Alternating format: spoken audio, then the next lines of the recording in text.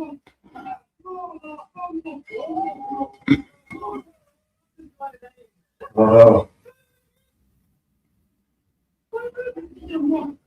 wait, do you want to tell Jack that I'm live?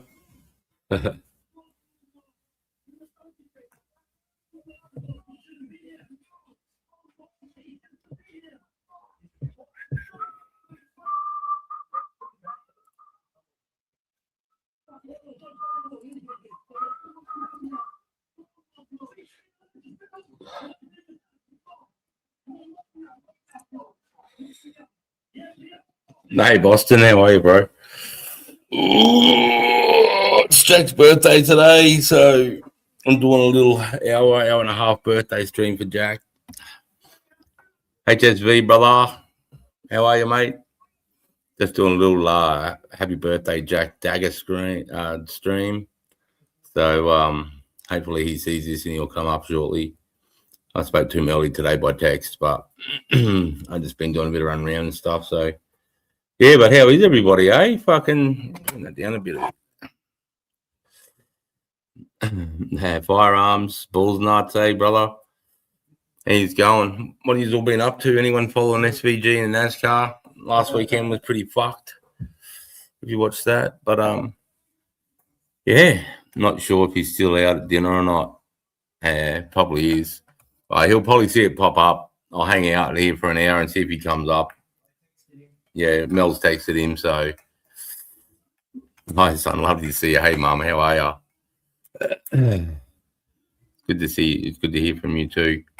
Yeah, it's been a hectic couple of weeks here. I borrowed my mate's mower and fucked it. So I had to deal with fixing all that. And been chopping plenty of firewood lately too. It's been getting really cold here, down to fucking 3 or 4 degrees the other night. So, yeah. Anyone ever watch that Chaos Chronicles, that Biff guy? I've only just seen him start going live, and I see he's getting a few people there. I was just, I've seen some of his stories, or maybe a year ago. But yeah, a couple of my mates out here were just saying that they watch his Chaos Chronicles. So, just try that out there if anyone else does. Yeah, but how is everyone? What's everyone up to in this fucking Thursday night? Same old shit, different day. How's the winter going for everyone? See that crazy fucking that earthquake in El Salvador today? No good, no bueno. Going to watch me some shows. Love you. All right, mum. Have a good one, eh? love you, Mama G. Melda's held out. Love you, Mama G. But yeah, no, I just just been taking care of firewood, just fucking doing shit to get past through this shit, working mushies, mate. Same winter shit, eh? Oh, was it? What did I say? El Salvador, Venezuela. That's right. Sorry, Venezuela.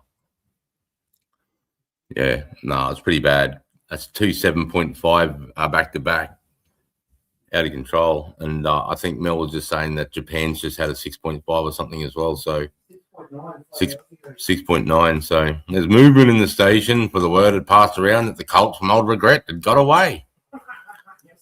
Who can name me what the start of that poem is and who wrote it? I can. Who? I have no idea.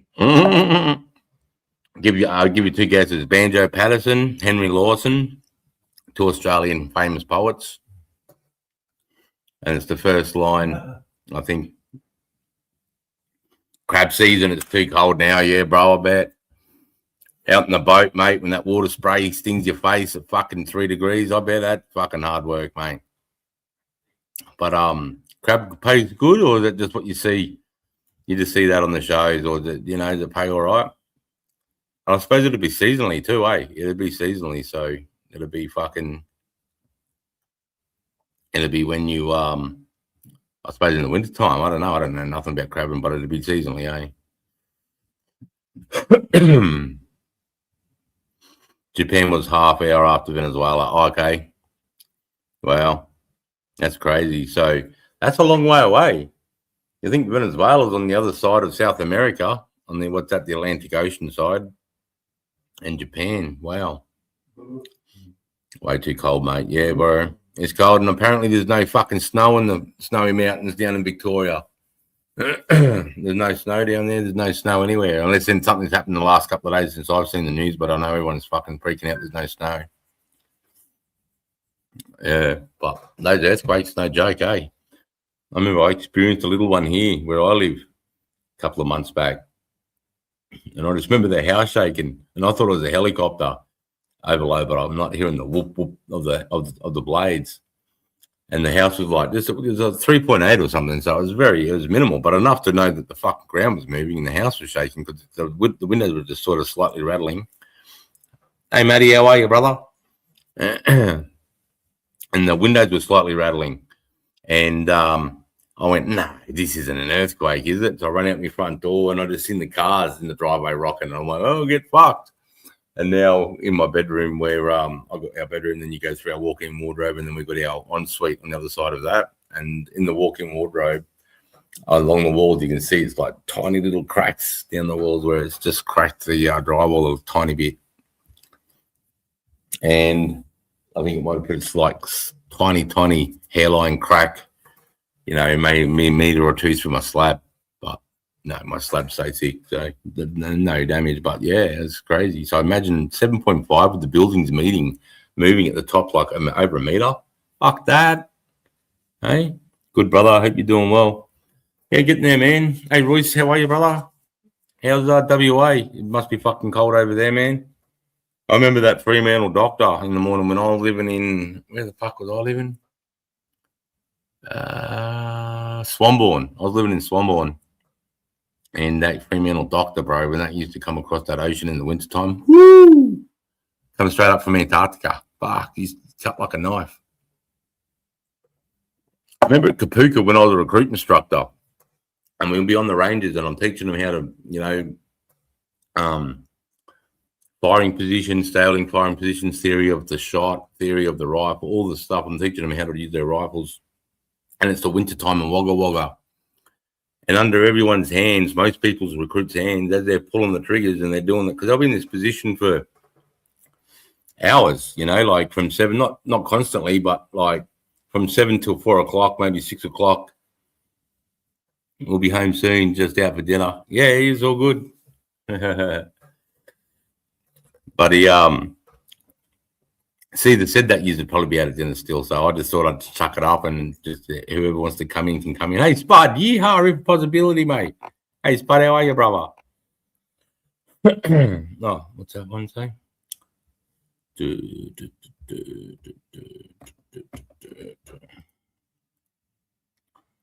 Happy birthday, say good tomorrow, then we get rain. Yeah, righto. Wooden house best in a quake. Yeah, good point. A lot of give and movement in the joins and stuff. And anyway, back to Kapuka. So the recruits, they're firing their rifles. And because they're in this, they're called the prone unsupported. So you're not using the ground to support, you're sort of up on your elbows and you're sort of locking the rifle into your shoulder this way. It's called the prone unsupported, so you can get up above the grass and fire. Brother Sahaj, brother Spud. And the recruits, there'd be a pool of blood, usually under their trigger hand.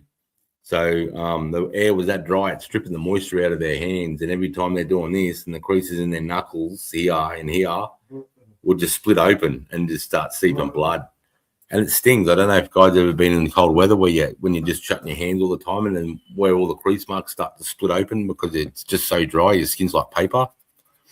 It was like that. So that's how cold it was at Wagga Wagga. That after a couple of hours in that morning chill, like 7, 8 o'clock in the morning, and you see their hands start splitting open and just start dripping blood, little pools of blood underneath their hands.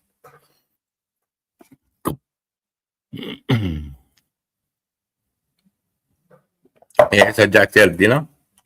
That's good. Having a bit of a dinner with the family, I bet. So that's awesome. Yeah, but what have you all been up to? What have you been up to? Fucking filming your time on weekends. I've become obsessed with NASCAR. Really obsessed with fucking NASCAR. Yeah, SVG.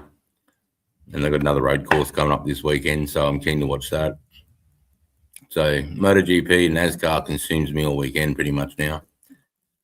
But yeah, I'm sick of splitting wood. Gone through 2 fucking axes.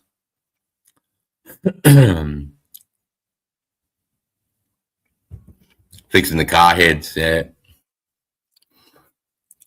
With the head gasket or something like that. But yeah, fucking, well, I ain't gonna rip a positivity. I'll be back in a second. Hang in there.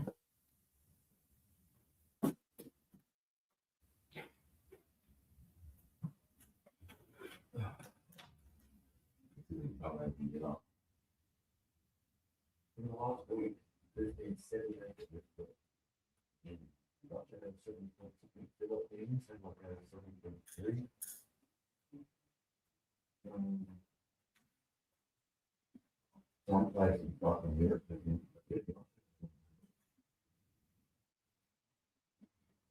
In Japan, man.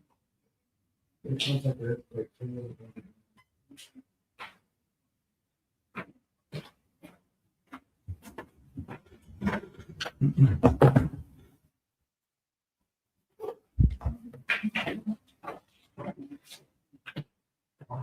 Bitch. I'm not straight over.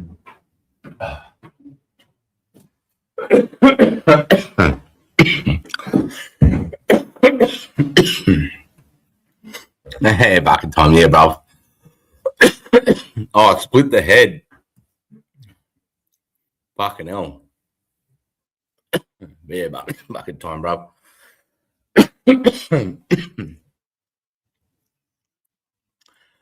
Yeah, so been getting into that. I just watched that 4 series or 5 series, short series on Chernobyl with me young fella Josh. Unreal, eh? Unreal, that show. But fuck, this close to taking out the world. Holy shit. Don't know anyone that knows, but that Chernobyl, when it blew up, it was releasing 2 Hiroshima bombs every hour. The equivalent of radiation. Insane. But yeah, I nerd out and some of that shit. And what SpaceX is doing too. I love watching fucking SpaceX.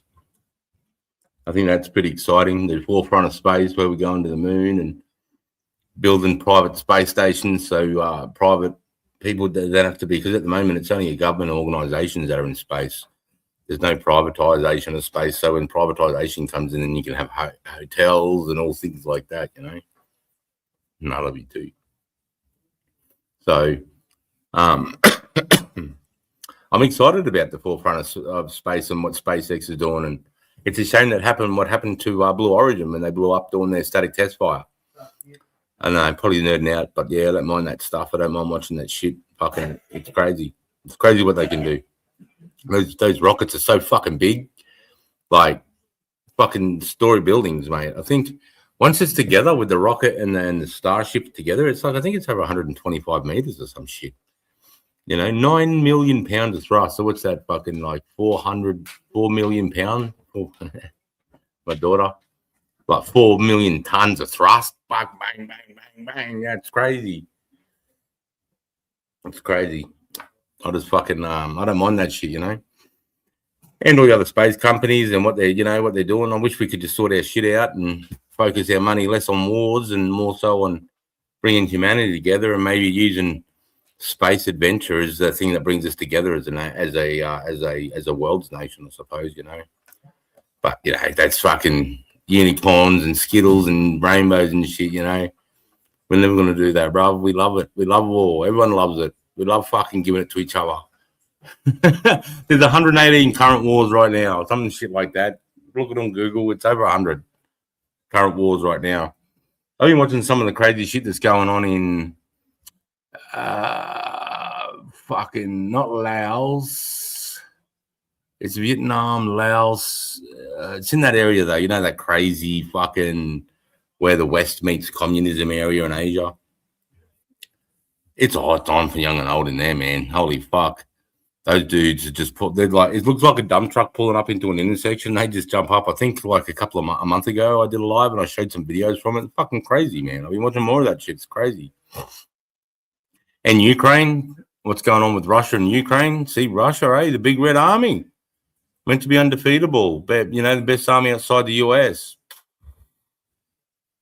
Ukraine. But I suppose if the West wasn't back in Ukraine, if there wasn't fucking, well, we just sent them another fucking 40 or 50 Bushmasters. The US is sending them Tomahawks, and every time they, from all those black organizations that work with the American government, like Raytheon and those people that make those crazy missiles. Well, Ukraine's a great testing bed for those types of things. So it's a 2-for-1. They get to make these incredible new munitions that can be fired, and then they get to test it real time in Ukraine. So it's a 2-for, whereas they're using these munitions and Ukraine's defeating Russia with them. And to take back Crimea and to be able to fuck with their member, if guys that have been around the travel, hey mate, hope you're doing well. Happy birthday, Jack. Hey Dribs, how are you, brother? I'm doing all right. Thanks for asking. How are you going, mate? But Russia's crippled. I mean, I'm watching some of the drone footage now. Some of the men they're sending to the front lines in Ukraine are over 65 years of age. Some are 70 years of age with crutches, limping. Like, what the fuck is going on? They've nearly got. I think they've lost more soldiers in the last 3 years than we did in the whole of World War One, and that's just nuts. And they have got no ground. In fact, they've lost more than they started with. Well, if you count back to 2014 when they first took Donbass region and Crimea. It started in 2014, and then ramped up really hard in the early 2020s.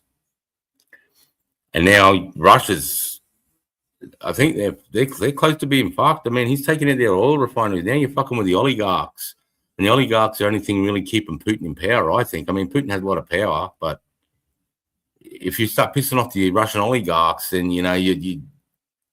you're fucked, I think, and now you're fucking with their money and their oil. And he said that. Remember, he promised the Russian public way back in 22 or 23 when he invaded Ukraine. He told the Russian public this is going to be a 3-day special operation. That's what he said. Ukraine hit Russian big fuel dump in the city. They did firearms. They did, mate. They did. They fucking they hit an oil refinery like 30 km out of Moscow or some shit.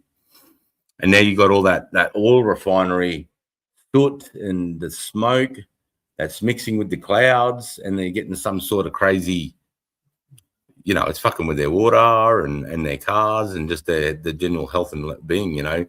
Russia was laughing at how Ukraine was getting, Russians call Ukrainians crazy names. It's like the racism towards each other. When 40 years ago, you go back 4 decades, they were probably brothers and sisters. They were all part of the USSR, right?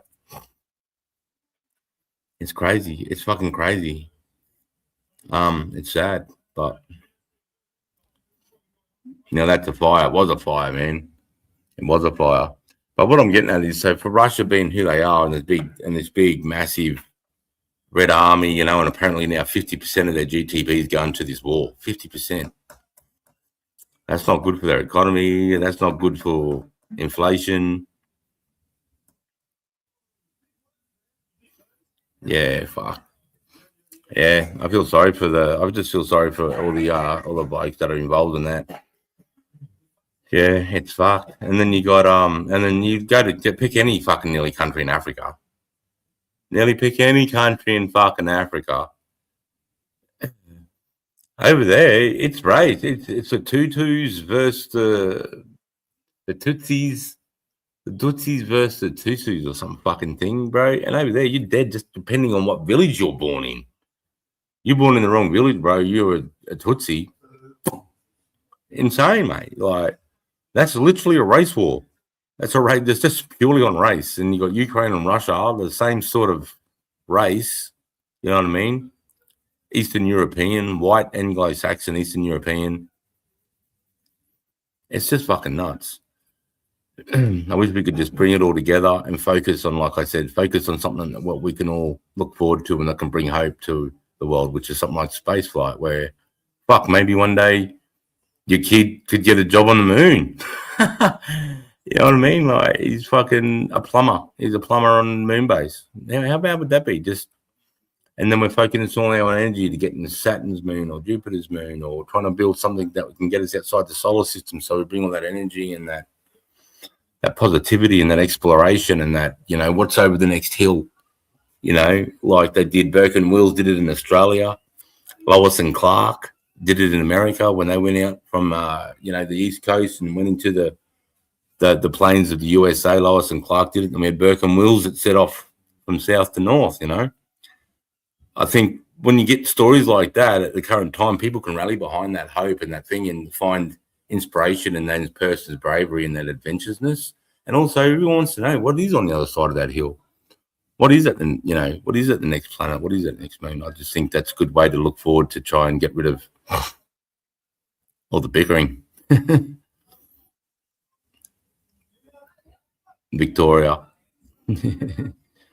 But, yeah. What else fucking going on around the world? It's crazy. I mean, Trump's just fucking nuts, that cunt. You know, he's pulling NATO's head in the line, giving it to them. You know, he's giving it to Cuba now. He's giving it to Venezuela. I think it's good. I think the moves that Trump's doing are good. I mean, I wish we had a government that had some backbone like that and just had made some hard decisions that need to be made on immigration and where our defense needs to be, and how we should be treating allies, you know, and how we should maybe look at bringing back refining our own minerals. You know, we got the best ore, we got the best lithium, we got the best diamonds, we got the best gold, we got the best this, we got the best that, we got the best opal. And then we send it away to other refineries, and then we buy our own steel back at 1,000,000 times whatever we pulled it out of the ground for. Why aren't we pulling it out of the ground and then send it to steel refineries and have an Australian-made steel or Australian-made, you know, lithium batteries, or Australian-made this from the mines and the minerals that we have here? I think we could be richer than the Middle East, or we could be richer than, you know, countries that have bigger commodities as natural resources, you know, being oil obviously is the biggest one. I think we made a big mistake there, you know. You know, most people that are listening to this, I'm preaching to the converted, right? You know, we should bring that back, because imagine the jobs it would bring, how it would bring our economy would be flying, inflation would go down, enterprise would go up, the opportunity to make some money would go up, because it just brings so many people, you know. To imagine a steel refinery, how many people that's going to bring to a town, and the families that comes in there. You got families, you need a school, and you need an ambulance, and you need a police station, you need a fucking this and that, and a hospital, you know. And it just starts, it's like a self-looking ice cream, it starts to promote. And then people are all in this time, you know, somewhat of a community, you know what I mean? Like mining and refining, dude, that's their own communities. And, you know, you look at miners, they're their own bead. They do their 2 weeks on, 3 weeks off, 1 week on, 1 week off, whatever the fuck they're doing, man, doing it hard. You know, and they're all the same type of person. When you meet a miner, you know, they're all the same type of person, you know. But, yeah. Yeah, we've got fucking tax coming up too in the June, I suppose. But no, I'm doing all right. Family's doing all right. Fucking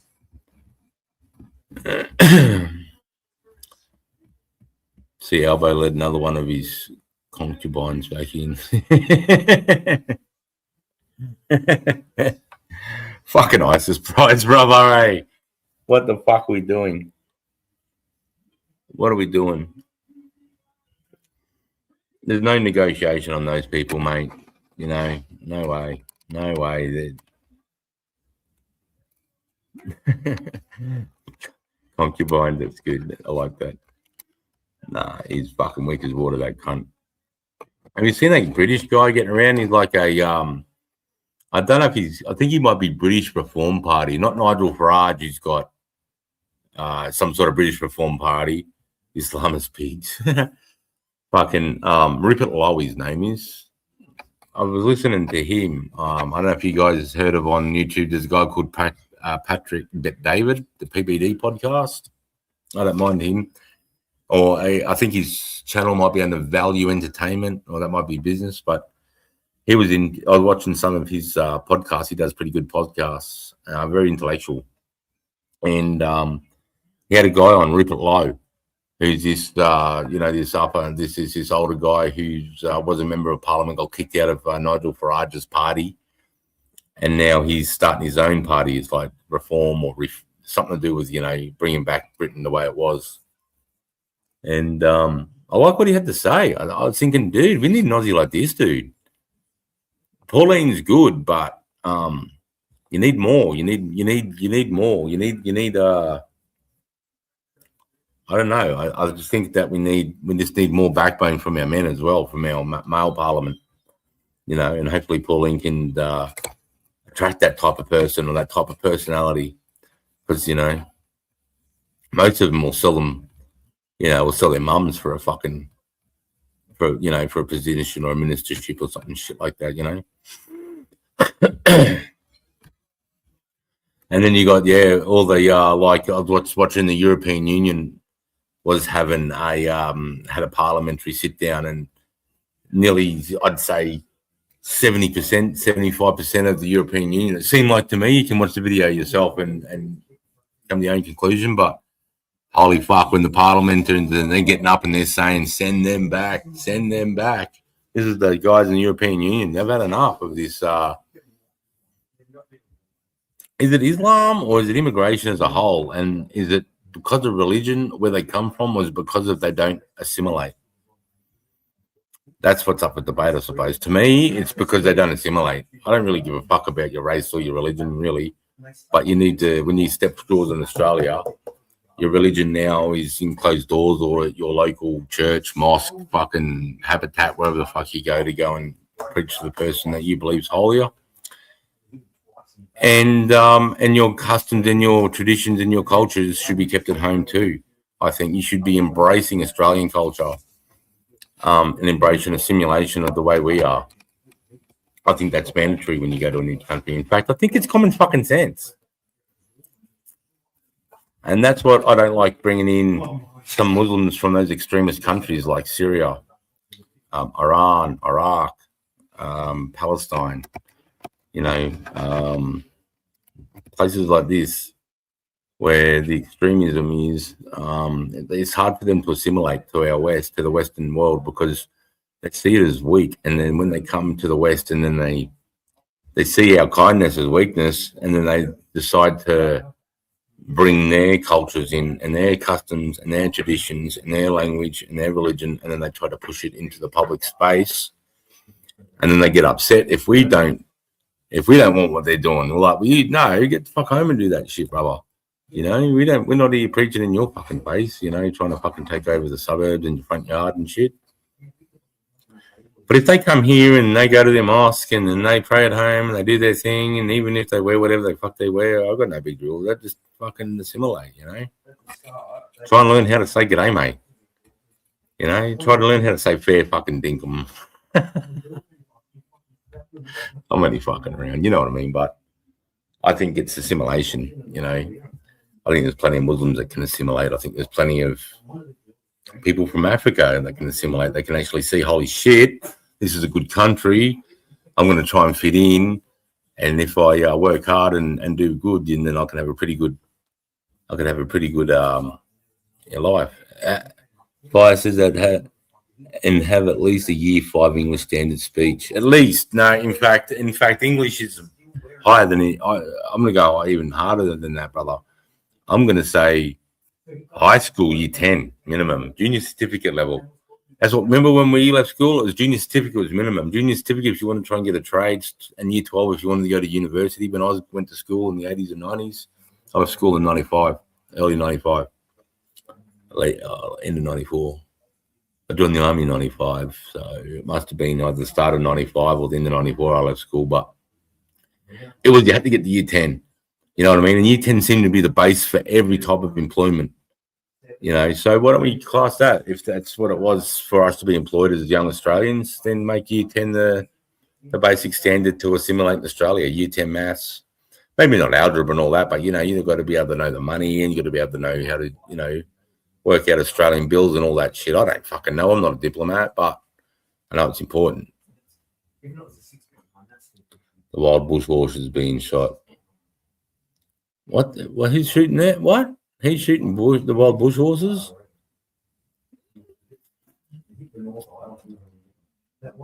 Are you saying they're shooting them or they need to be shot? Because I live in an area here. I live in the Wide Bay area. And we got heaps of big packs of wild horses here. It's fucking sick, actually. Pauline has already shifted the political landscape towards the right. That's a start. Long way to go. People want a big change, and she's the only real option at the moment. I agree, Ribs. MPWS. Fucking learn how to cook in school, mate. You know, and I don't believe that you should be bringing in single fighting age males.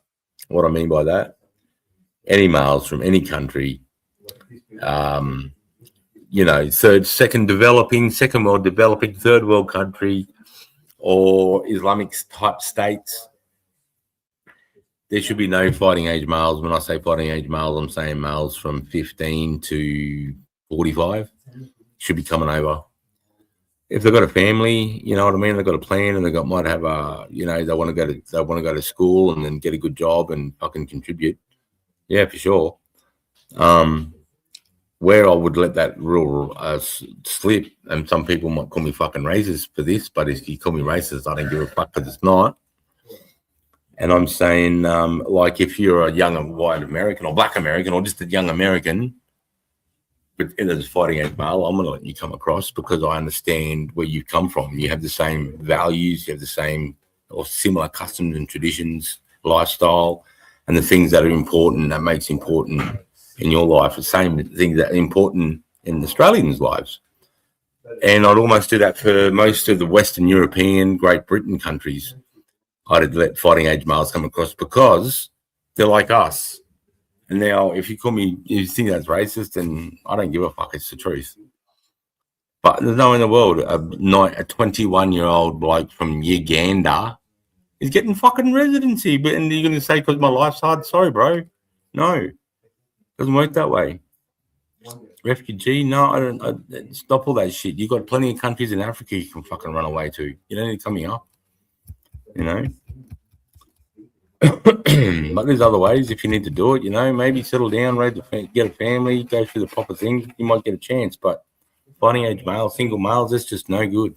That's just asking for trouble. It's asking for gangs. It's asking, and those type of people too, when you bring in fighting age males from extremist countries like Afghanistan, Syria, you know, a lot of the African countries, some of the Asian countries, where violence is just like going to the toilet for you. You're getting up in the morning, first thing you do is you go and have a piss, and you walk around a bit, and you feel your shit start coming, you go to sit in the shitter. That's just normal shit every day to you. To them, seeing some cunt get fucking carved up because they live in the wrong village, or they pray to the wrong god, or they look the wrong way, that's fucking crazy. You know, it's fucking crazy. Those you know, those guys will just, when they get here, they'll just use and abuse us because they see us as weak, because they know that they just got to pull a knife out, and a normal bloke or a normal family here is going to run away, because that's not normal to see violence in Australia. For the normal Australian I'm talking about here, talking generally, most general Australians won't see any level of violence, really. Even most males won't even get into some sort of fight. Most, you know, most lives, Australian lives, are just fucking go to bed, watch TV, have breakfast, go to work, go to the pub with the mates, or have some cones, or fucking take some MDMA on the weekend, or whatever the fuck you do on the weekends. Go to work, do it all over again. You know, maybe try and work to get that car or that house or whatever the fuck you want that holiday. For the man. For the man. Yeah, when these cunts that come across where they've seen people just get their arms cut off because they stole a loaf of bread, so they cut your fucking hand off. And then they see us, you know, leave your jacket and your laptop in the hotel lobby, and they just see that. One is keepers, losers, weepers. You know what I mean? It's just that you can't assimilate, and that's just at a basic conservative level. And because they're going to struggle to speak English, and they're not going to be very well educated, they're going to be come from a super violent background. What are they going to go to? They're going to gravitate to crime. They're going to gravitate to crime because their level of crime compared to crime here is going to be crazy.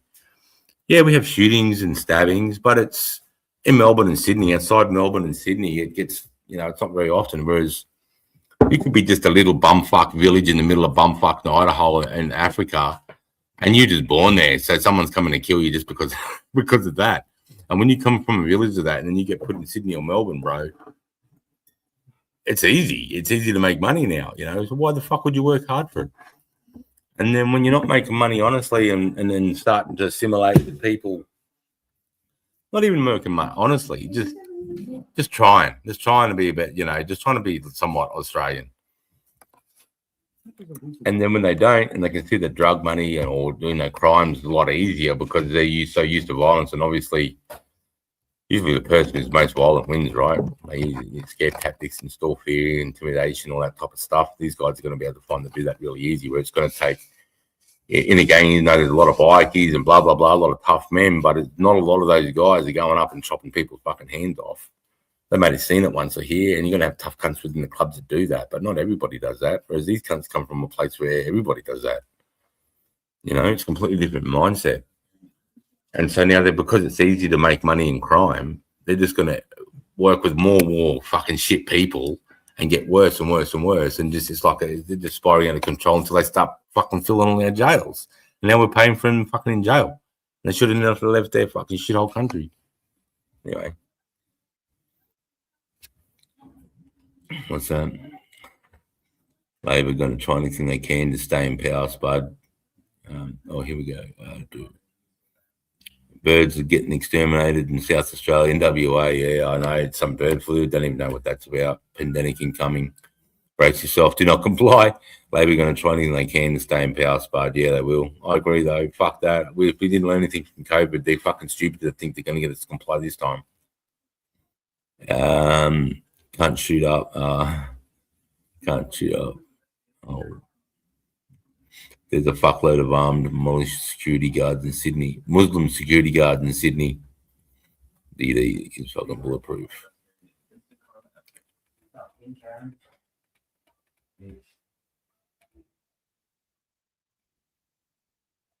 Yeah.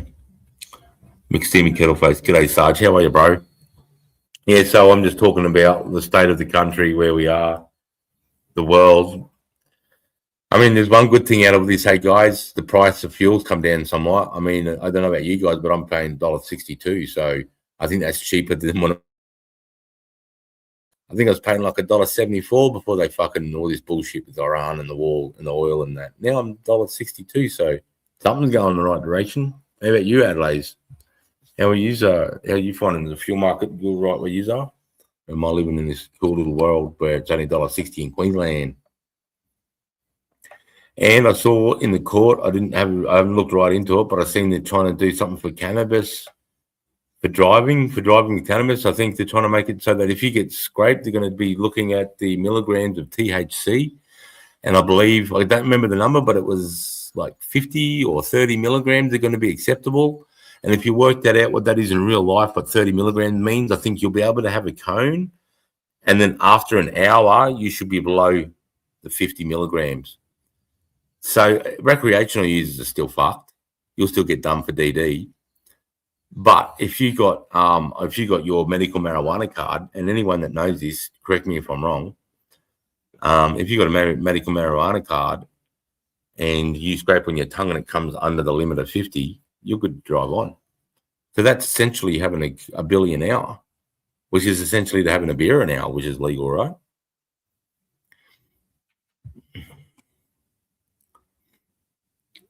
When fuel is under $1, I'll be satisfied. I don't think that's going to happen, even though it is in America. But we don't have our own fuel refineries or oil fields here, or not none that's profitable, that can make a significant difference in our economy. I know we have it. In South Australia. I think they just found some fucking oil fields. But $1. I mean, I think I saw somewhere in America it was like $2.90 a gallon, and I think it's 3 liters to a gallon. So if you look at that, that's about 80 cents a liter or something like that, maybe even low 65 cents a liter. This is my first radio with bird flu. USA is big on biohazards. Just media sensationalism. The affected populations get cold baths and outbreaks. Rare migratory birds from Asia transmitted. Yeah, man. I was in WA when the last bird flu went off, you know, and they're like, and they just cull the birds and it sorts itself out. H5N1 is the bird flu. Yeah, 5N1. They had that. Remember that broke out when Obama. That was Obama's flu and fucking thing, and that was bigger. I think that was bigger than COVID. The amount of people that actually died with 5N1. Only unless people stop using fuel, excess surplus, cheaper prices, control and demand as always. Yeah, and that's not happening. No one's going to be stopping using fuel. As it gets cheaper, more fuel will be consumed. Swine flu was H1N1. Oh, maybe I'm thinking of the H1N1. Yeah, I think it was the H1N1 that fucked Barack Obama's presidency, wasn't it? I think you might be there. Yeah, you're right, Fire. I think it was H1N1. And the H5N1 was there. That's right. Yeah. So, fuck. See, we did all right in the first game in the World Cup, eh? I was keen to see the Australians get Turkey 2-0. That was crazy. I'm not even into soccer, but fucking just the patriotism of seeing your country do well just fucking gets your blood running, you know. You like TV, you never watch soccer at all. That's my case anyway. And then I couldn't handle it. I couldn't fucking handle it when fucking USA beat Australia. I was like, oh, I want to kick those fucking stars and stripes in the balls. Last time it was under $1 was COVID, so that's the last time fuel was under $1. Fuck. Oh, I gotcha, because nobody was moving around, so there was plenty of fuel sitting in the petrol station, so they had to sell it to get less. Yeah, right. Justice, Just Donkey, happy birthday, Jack. Cheers, Justice. How are you, Justice? Donkey, how are you going, bub? Newcastle bird flu was around 1995. Bush bird flu. Man, since I was in the army, I'm sure we had 3 or 4 threats of bird flu. The first time it was scary. It was like, if a bird lands near you, you're going to die. If a seagull lands within 10 meters of you, it's like a grenade, you're going to die. And then by the time the 5th bird flew, it was like, what? Is it dangerous if I'm in that part of the coastline? I'm a bird, maybe. But a human living, nah. Any better, neither twin.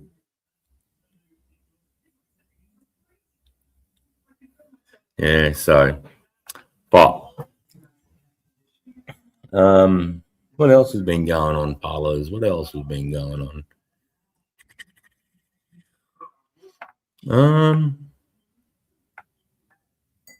Some of the drone shit they're doing. I mean, I don't know if anyone watches that shit that goes on in Skinwalker Ranch. I'm into that stuff too. That's some pretty crazy cool shit.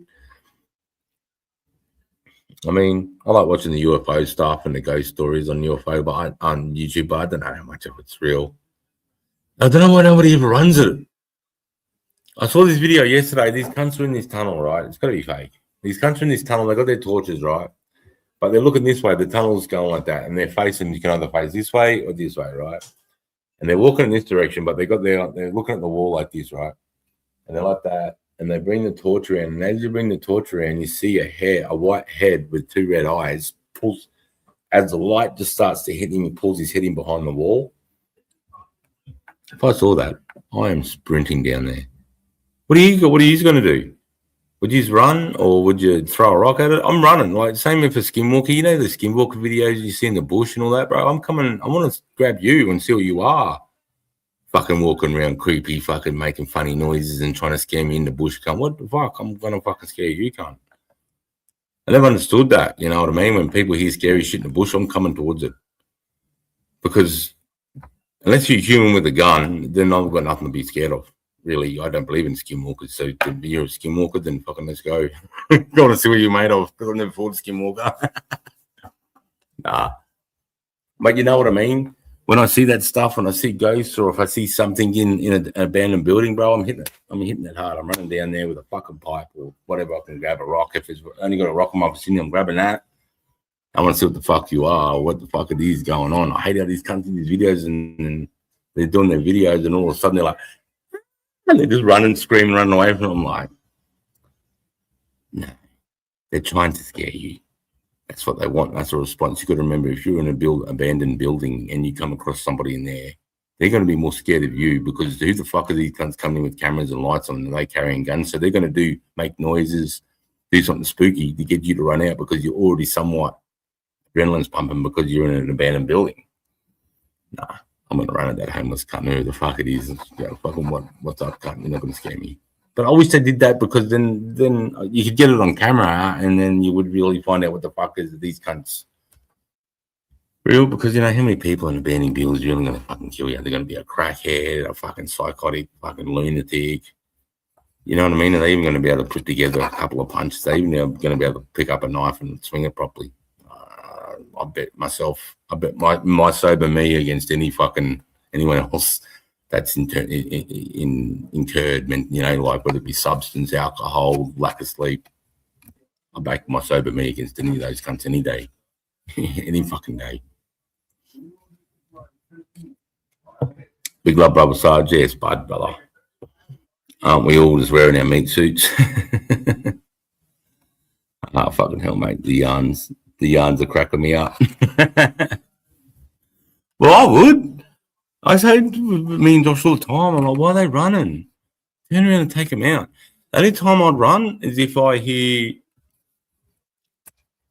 a gunshot and it's cracking past my head, then fuck, I'm gonna argue with the cunt who's really fight around in my direction. Fucking that'd be stupid. But other than that,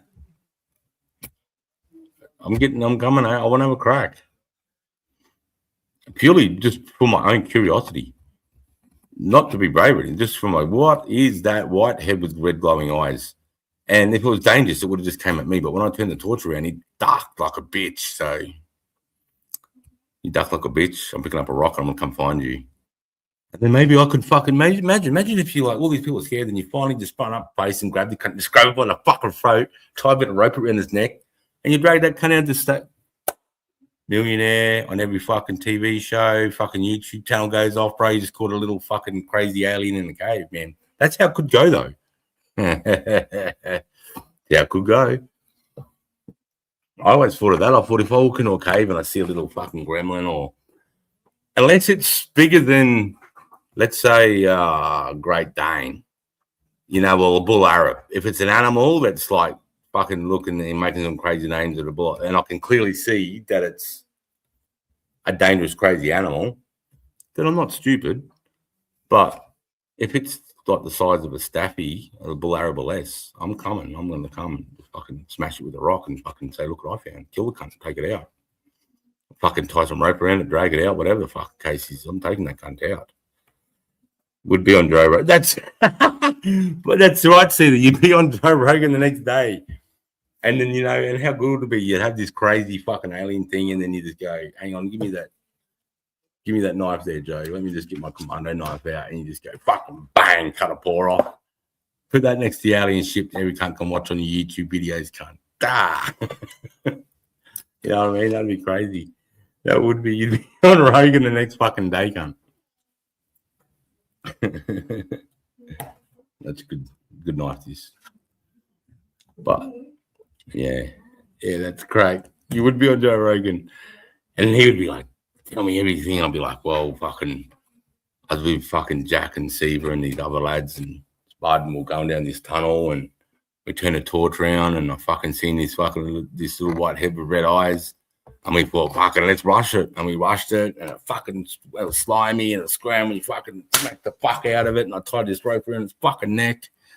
And I got it out, and here I am sitting with you telling a story. That would be sick. That's why I would do it, but I'm not walking around in caves and abandoned buildings, so I don't really see anything in that. Like, I'd be more, you know what I'd be worried about abandoned building is falling over and fucking cut myself and getting tetanus. That's my biggest fear. Would be getting tetanus or fucking rabies or fucking some crazy disease, some from dirty, filthy fucking 1920 fucking psycho fucking, you know, place where they used to lock up all the fucking, you know, psychotics.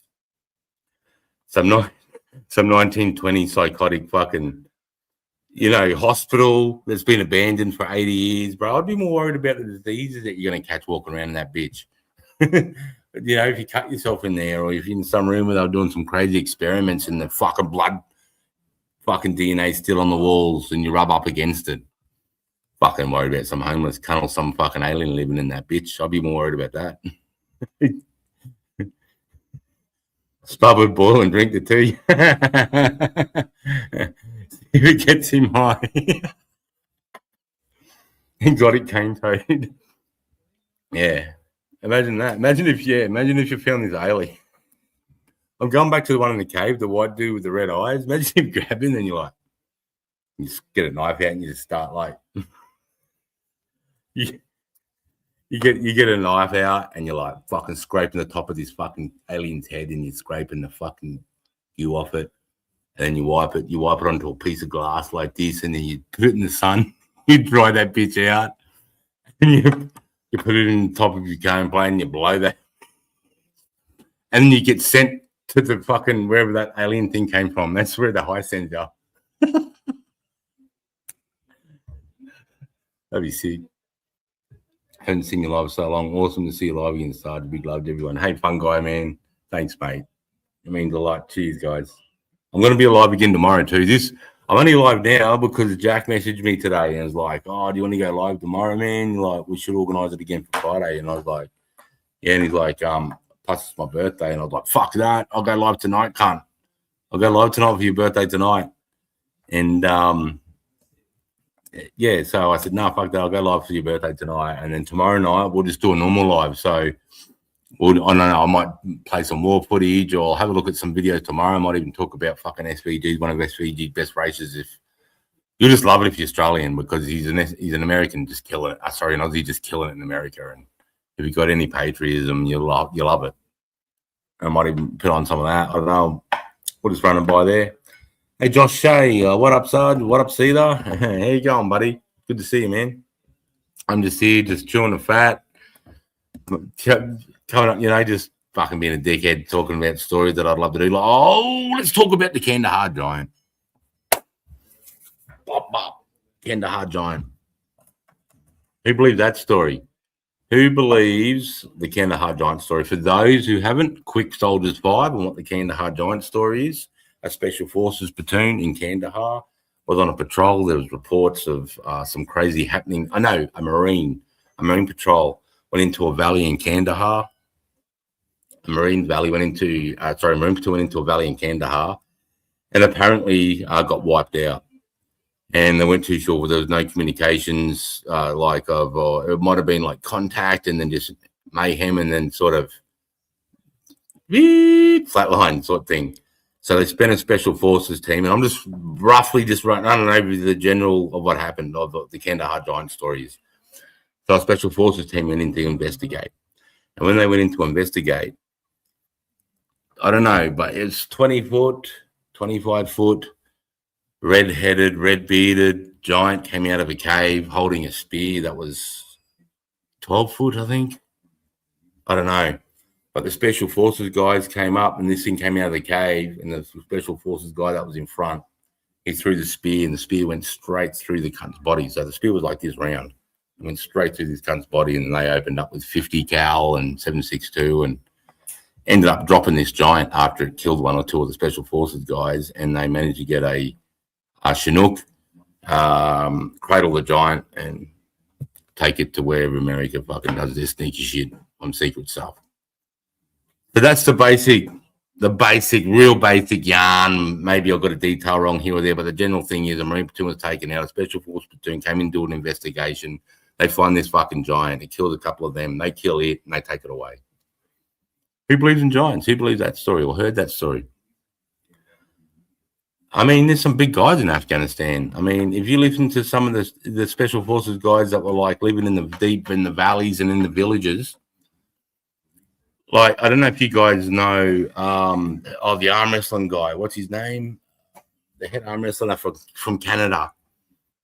What's his name? He was a tier 1 operator with the JT2, which is the SAS of Canada, and he did 22 years service as like a tier 1 operator, and he's like the world's best arm wrestler.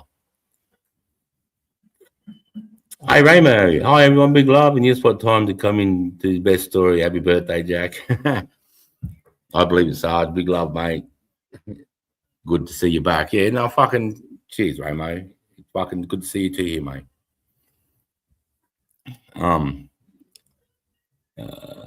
Yeah, so he said that he was coming into a village to get into a fight. But what they did was they ended up trying to be more diplomatic about the firefight. So they sent like the head warlord out of this village with their CO of the battalion, and they sort of did some negotiations. And he said he was parked 300 meters from the village entrance, and the guy that walked out to meet his boss, he was about 200 feet away from their meeting point. And he said his boss was 6'5". And he stood at his nipple. The top of his head was at this guy's nipples. This fucking Afghanistan warlord cunt, like 7'3", 7'4" dude. And they're through there. You just come across these. The average Afghani is 5'9", 5'8", and then you just come across these cunts that have got these big black beards, long, real thick black hair, and they're fucking 7 foot plus, and they're warlords. Because in Afghanistan, it's the biggest, baddest cunt becomes the boss. It's as simple as that. It's a legit pecking order. The biggest, baddest cunt becomes the boss, And so you find all the bosses, the big fucking cunts that have been tracking those mountains since they were little kids, mate, and they're now 40, 50, 60 years old, fucking thighs, and just fucking crush anything between them, bro. Like, they've just been walking those mountains, mate, since they were kids. And they're big, strong men. That's for a Kandahar giant, like a giant species of another human. Oh, I don't know if I believe the whole story of a 25-foot red-headed being, but the special forces guys. He said they were on that trip, and they, I watched the interview, a 3-hour podcast of a guy that was on that fucking raid, and he was talking about how the spear just impaled this guy so quick, and they were just so in shock. And that's right. So as they were coming around the corner, they come to where the cave was, they started seeing marine uniforms and bits of communication equipment and stuff that had been smashed up from this fucking thing when it went crazy when the Marines came around. But yeah, I mean, it's possible. I mean, there's some things around the world, some ancient structures where you just go, how did they lift that stuff, or how did they move that stuff, or how come the blocks are so fucking big? For human beings to build a structure, we don't need blocks that are fucking 120 ton and the size of a fucking truck with its trailer. You know what I mean? Why would we need bricks that big to start the foundation? That's crazy, unless you're a big being and it's a normal foundation for you. I don't know. I'm just throwing shit out there, boy. I'm just throwing shit out there. Giantopithecus, probably not, though. Laugh out loud. Yeah, Giantopithecus. I mean, for those religious folk, they talk about the Nephilim or the giants in the Bible, before Noah's time, before Noah's flood. They talk about giants. It doesn't go into great detail. And by no means am I even close to understanding anything about the New or Old Testament in the Bible. But I do know they talk about giants in the Old Testament, and I do know it was before the flood. So, maybe not all of them got flooded. But, what about Bigfoot? What the fuck's going on with that? Some of the sightings are obviously fake as fuck, but there's some where you just go,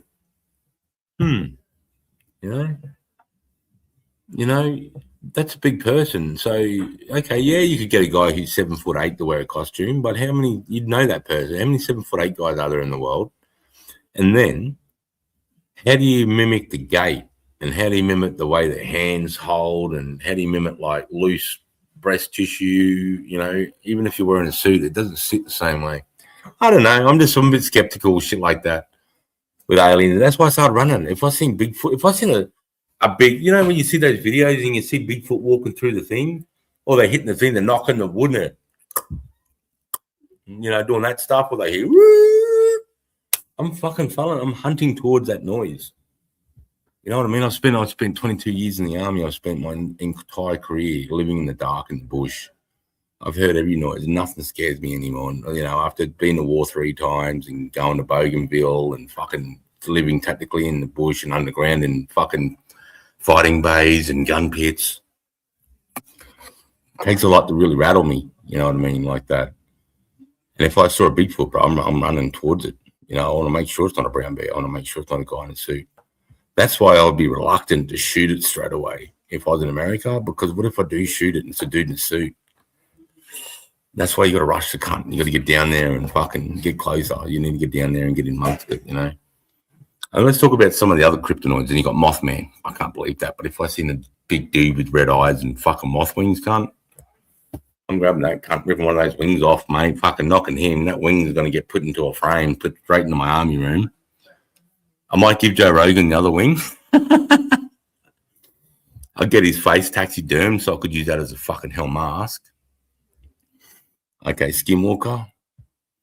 It looks skinny and white and pale. If you look at what a Skinwalker is meant to be, it looks skinny, white, and weak. But what its face looks like is irrelevant to me. If you've got sharp teeth, I've got fucking sharp teeth, cunt. I don't give a fuck. You know what I mean? Like, a Skinwalker looks pale and weak to me. It looks like I'd just be able to kick that cunt in the head and it'd be done for, or just fucking grab a piece of wood and just fucking grab a piece of wood and just fucking bang cunt right in the neck. You know what I mean? But like that, and then grab it, and then I'd get its skin, and then I'd grab that knife, and then I'd scrape the skin off, and I'd put it onto glass, I'd dry it out, I'd put it in my cone and smoke that bitch. That's what I do. And that would be called the Skinwalker cone.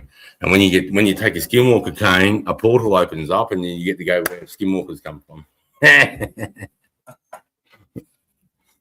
Nah, it's just the Dutch 6'9" pale white guys piled in the ships would look like a giant species to most Eastern Europeans. True.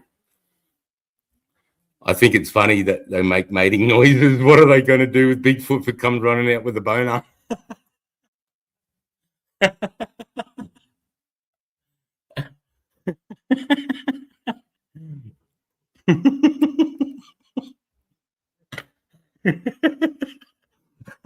That's good, bro. They got me. They tickled me. I never thought of it like that. That's right. What's that you're doing? This is the 10-foot Bigfoot mating call. Yeah, with these 15-foot Bigfoots with fucking boners as big as your floor. You look at your mate and go, oh, shit. Maybe I should have done the let's go to the pub knock instead.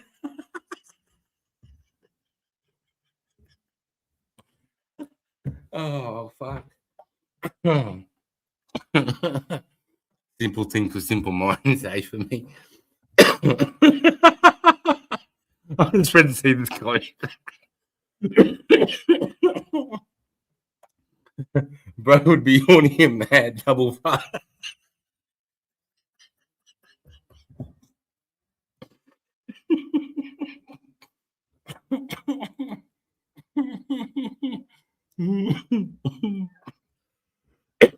Oh shit. That was good. That was a good joke. Oh shit. That was good. Fucking made me laugh. There was this 911 call of Bigfoot's attacking a man and a dog in his caravan. It's pretty crazy. The dog is screaming, shitting himself. And the man was freaking out. Love to have a JMO or Cetus one. I'd find it. Bucket, bro. I will fire. Yo, balls, good to see you, mate. Is that on YouTube, Ramo? I wouldn't mind hearing that, eh? See, shit like that I'm really interested in. Because that's where I do the assessment. I'm not going to open, because, you know, if I go bush now, I'll take a samurai sword or light blade with me, because you're not going to get put over and camping. I'm going camping, mate. I use it to chop down trees or branches or whatever. And you have that, and I've got a sword, and there's a Bigfoot out there trying to fuck me through the caravan. I'm just going to open the door and boom, straight in the fucking eyeball, mate. Or just chop its fucking head. I don't know. It'd have to take it. It'd have to be doing a lot to fucking. I don't know. What would you guys do? That's a crazy situation. A Bigfoot's attacking a man and a dog in his caravan. The dog's. Well, the dog would, because, you know, some dogs have that predatory mindset, and some dogs like to see a brown bear and shoot themselves. The man was freaking out. Yeah, I mean, I suppose if you're by yourself in the middle of the woods, okay, let's just talk about this for a second. You're by yourself in the middle of the woods in a caravan with your dog, and then you hear Bigfoot attacking the man. So it obviously, to say it's Bigfoot, you've got ID on this gun, right? So you've opened a window and you can see there's this. Well, let's declare what we think a Bigfoot is. Let's say, to me, it's got to be minimum 9 foot. Otherwise, it's not Bigfoot, and it's got to be hairy. You know, it's got to be minimum 9 foot. So you looked at the window, you're seeing this 9 foot thing raging, trying to get into your caravan. That would be very intimidating. That would be really intimidating, but you'd have to fucking grab a grip. You'd have to grab a grip and think the situation through, because at this stage, it's obviously lacks intelligence. Otherwise, it would smash the window and come in and grab you. Because that's what I do. That's what us as intelligent. You lock yourself in the caravan, I'll break the fucking window or burn the caravan down until you come out.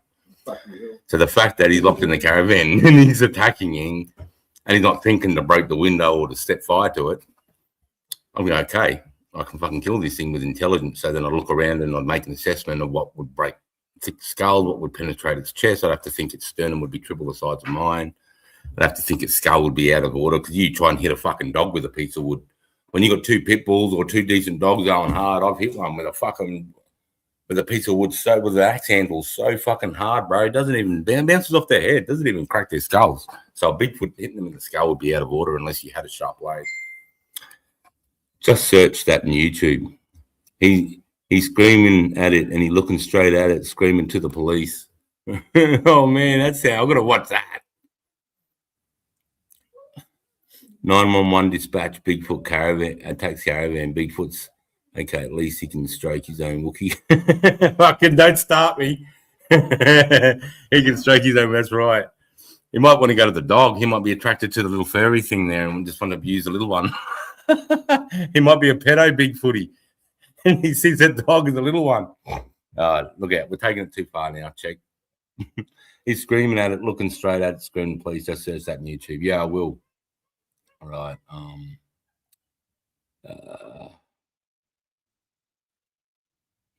Should I get it up and play it, or what? Should I look for it? Thanks, Caesar, he found it. There's a 1 minute long video in a few. What? There's a 1 minute long video a few down. Okay. All right, let me just see if I can get that on YouTube. I want to see this. All right, hang on a sec, guys. 911 call. Hang on, shoot back over to StreamYard. 911 dispatch Bigfoot. Dispatch Bigfoot attacks caravan. 911 dispatch. 911 dispatch. Fuck, I'm hopeless. Look at him at me like a sieve.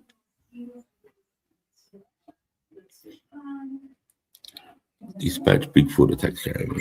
Dispatch Bigfoot attacks caravan. Dispatch Bigfoot. Smiley said you're a bastard. Attacks. What's he watching? Yeah. Caravan.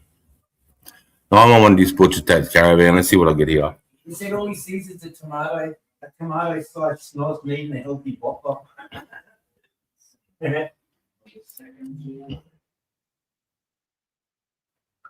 All right, I got it. I think I've got it. All right, let me bring this up. Adelaide. What do I want to show you? Share screen. Share screen. Bring that up. Share.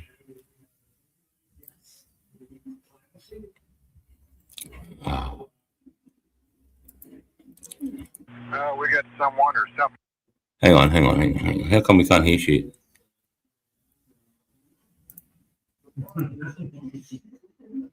Hang on, guys. All right. Thing crawling around out here. Did you see what it was? Was it a person or an animal or? I can't tell. All I know is that my sensor light came on and I just happened to glimpse and see this thing running across the yard. A good-sized man or something. Looks like a man. I don't know what it was. Just it ran across the yard. Okay. you've had problems in the neighborhood before? Yeah, my dog was killed here just recently. I don't know what it was. Whatever it is, it's running. I couldn't catch it if I was going to chase it. But whatever it was standing up. I'm out here looking through the window now and I don't see anything. I don't want to go outside. Is this the right one? Is that the right one though? Yeah, let me see the link.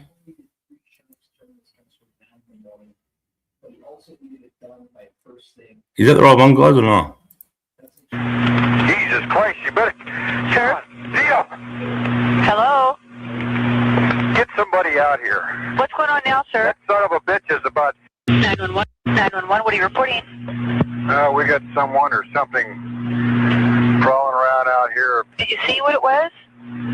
Was it a person or an animal or? I can't tell. All I know is that my central light came on and I just happened to glimpse and see this thing running across the yard. A good-sized man or something. It looks like a man. I don't know what it was. Just that it ran across the yard. This is not it, Raymond. You've had problems in the neighborhood before? Yeah, my dog was killed here just recently. I don't know what it was. Whatever it is, it's running. I couldn't catch it if I was going to chase it. But whatever it was standing up. I'm out here looking through the window now and I don't see anything. I don't want to go outside. Jesus Christ, you better... Sure. Deal! Hello?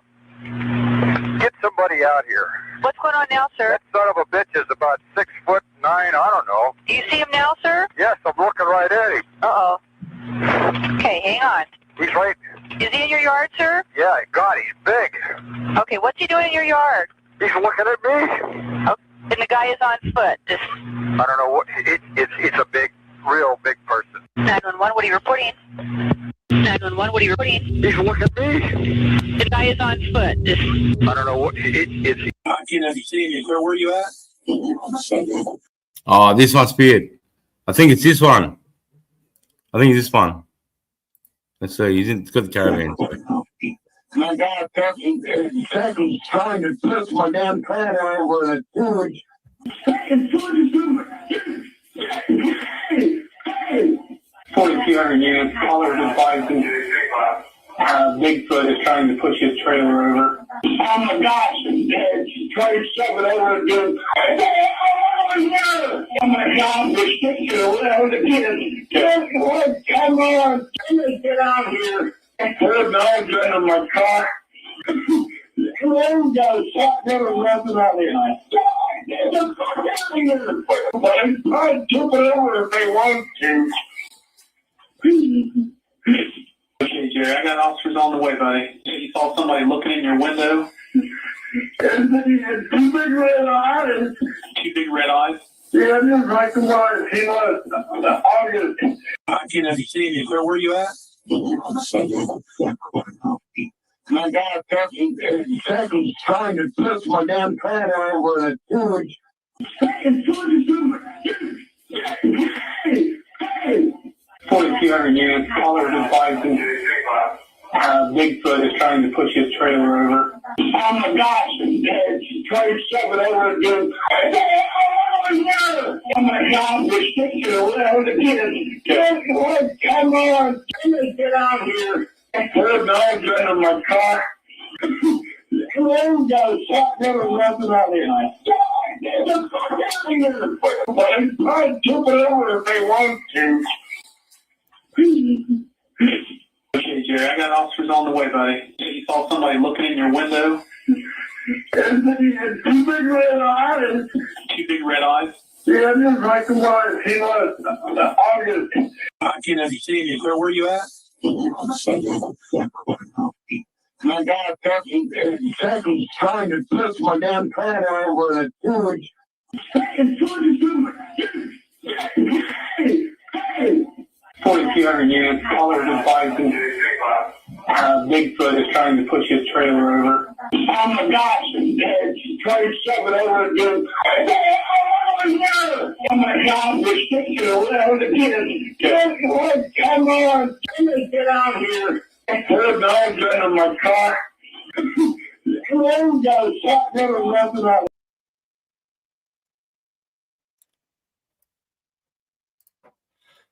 Damn. I don't know. I was trying to hear if I could hear that growl. There's some sort of growling or growl or like low growling voice in the background. Yeah, it's on a loop. Yeah, no, I was just trying to listen to it a couple of times there. Sorry, to see if I could hear it. That's interesting. That dude was peeking out.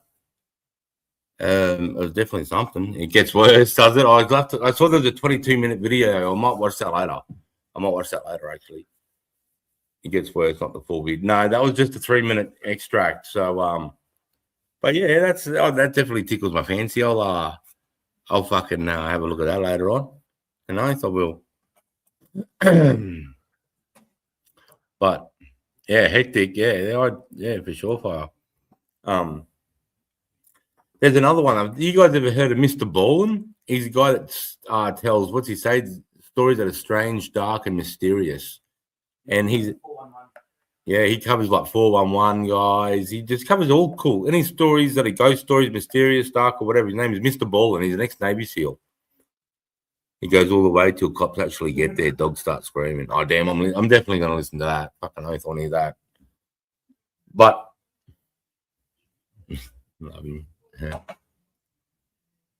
But you love him, Fire. Yeah, I do too. Mr. Ballin's great, mate. My whole family, we love him. And just such a great storyteller. They're just so unique and a good dude. Good dude. Anyway, he was telling a story about Bigfoot where there's 3 guys in a hunting cabin. And this is probably even more hectic than that caravan one that Ray was just introduced us to. The one in the Mr. Ballin story is that they're in a cabin and they're getting attacked on 3 sides by 3 or 4 Bigfoots. And these Bigfoots have managed to punch like one of the, because they're in a log cabin in the middle of the bush. And there's either a gap, the sodding in the cabin had been pulled or removed, or one of the boards broke. And these things had managed to get their arms into the cabin up to their elbows and like scratching at them like fucking crazy possessed demons. And they said they thought they were going to die. And they even had guns. And they were in their cabin with their guns, and they said that these 3 Bigfoots were just throwing rocks. They were trying to rip this cabin apart, mate, to get to them. And they were so scared they didn't even want to put their guns out to try and even shoot them because they were just so intimidating. And that's a Mr. Ballin story. And it's one of the best ones I ever heard. Yeah, some of his videos are just stories, but I like the true crime stuff. Yeah, no, like some of the 911 stuff, 411 stuff and that. And like the Bigfoot story and that, you know, they're told by people that they believe that they had experience, but there's nothing to collaborate or really, you know, make, you know, to prove that it's true. But I'm just bringing that story up because that's similar to that caravan one, except for these guys, the Bigfoot's actually got their arms inside the cabin. We're trying to grab at them. But that was like that was on an episode a year or 2 ago. That's been a while since that episode came on.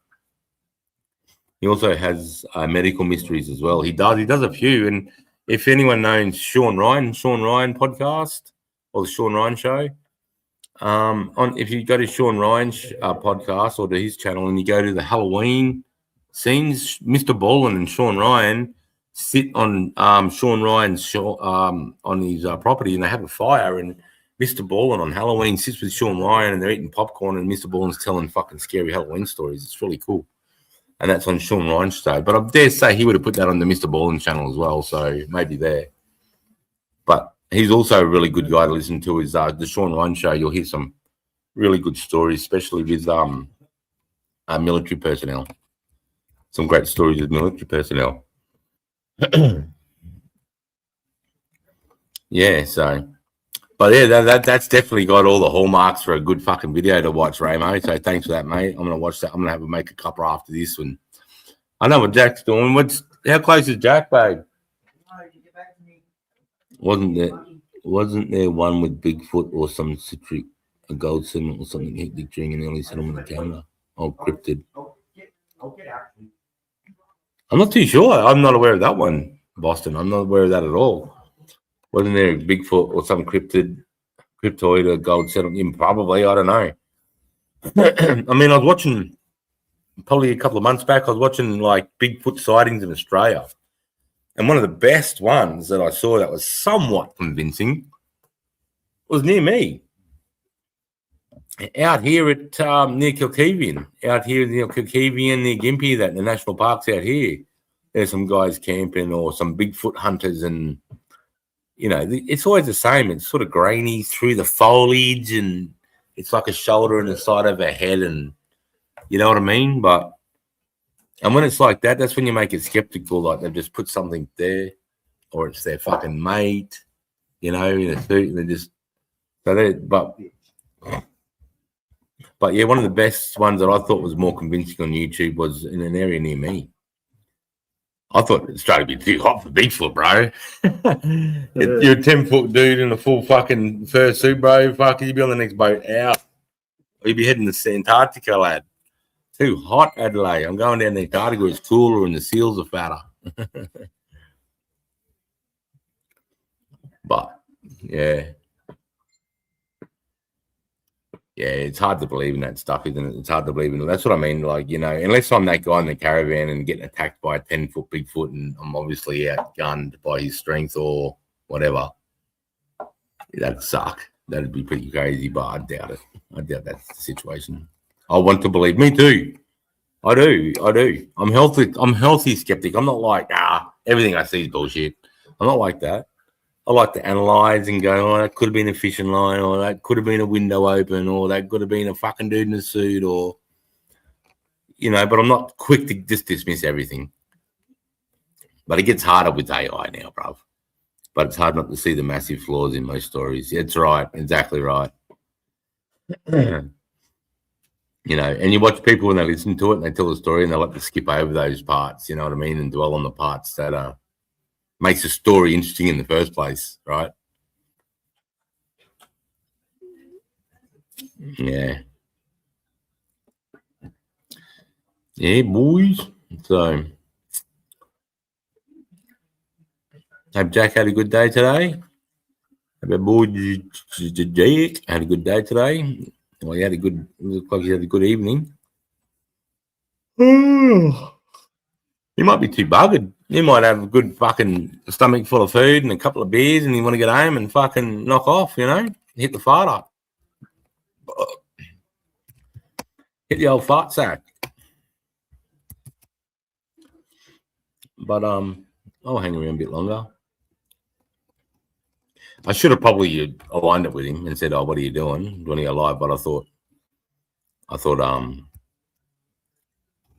thought he might have been done from dinner because he's got smaller kids, so he might have done it a bit earlier. But all these people that hunt them and claim to track them never found a single hair do DNA. I know, mate. I know. It's those guys.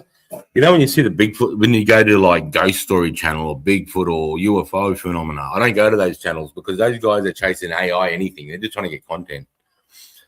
But like, if there's a dude that does, you know, he might go outdoors and he might do unboxings of new camping equipment, and that's generally what his channel is. But there's one video where he has this encounter with a cryptoid or a weird fucking UFO alien night, then I'll take more seriously because his channel seems to be the same, and then all of a sudden there's this wacky one about this weird cryptoid, but then the next videos sort of go on to the same content. That sort of gets my attraction a lot more because it seems more out of the ordinary, but I mean, it still could be fake, obviously. And you need to have a look at the guy's views before the videos and after to see if he's doing it to try and boost his channel or not, you know, because that could always be a thing. So I take all that into consideration too, but it's hard. What about big cats? I think there are some big cats in up north, only because I think I've seen a photo of a black cat. Someone took a photo of a black cat up fucking near Charlesville, Townsville area, I want to say. Cairns even, maybe up in the Atherton Tableland up there where the scrub gets a bit thicker because they're big cats are very secluded, very individualistic, or they like very solemn sort of individual lives. See, a cat would be scary because a cat can walk up behind you and grab you on the neck, and you'd never even know. See, that's a different type of predator. That's what I was saying before. If it's a predator like anything over a Great Dane and it's crazy like a bear or a Wolverine or a big cat, I'm not fucking stupid. Not stupid. No way am I even going to do that. But is there big cats in Australia? Possibly. I think Why not? Some dickhead would have brought one out and it got too much and then realised the government, you know, allowed to own big cats and just released it into the wild. I mean, tell me some rich cunt hasn't done that a couple of times. Built with snakes and other exotic animals. Why the fuck wouldn't they do it with fucking cats? I mean, first thing Mike Tyson did when he got rich was buy a fucking tiger.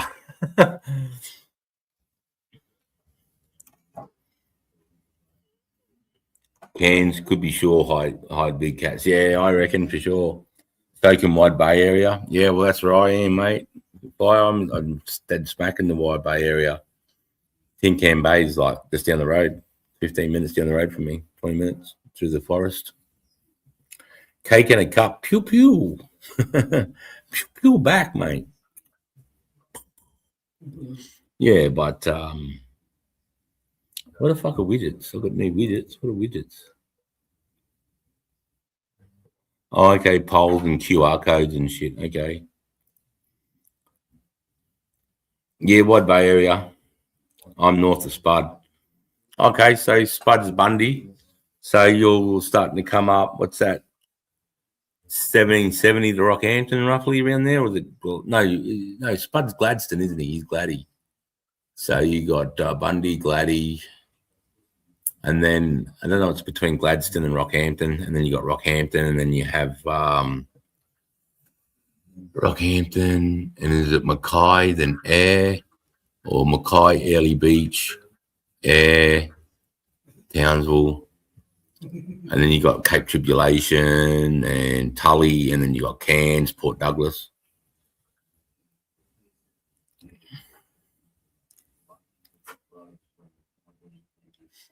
Oh, I'm in Bundy. Yeah, boy, Bundy, mate. Home of the steak.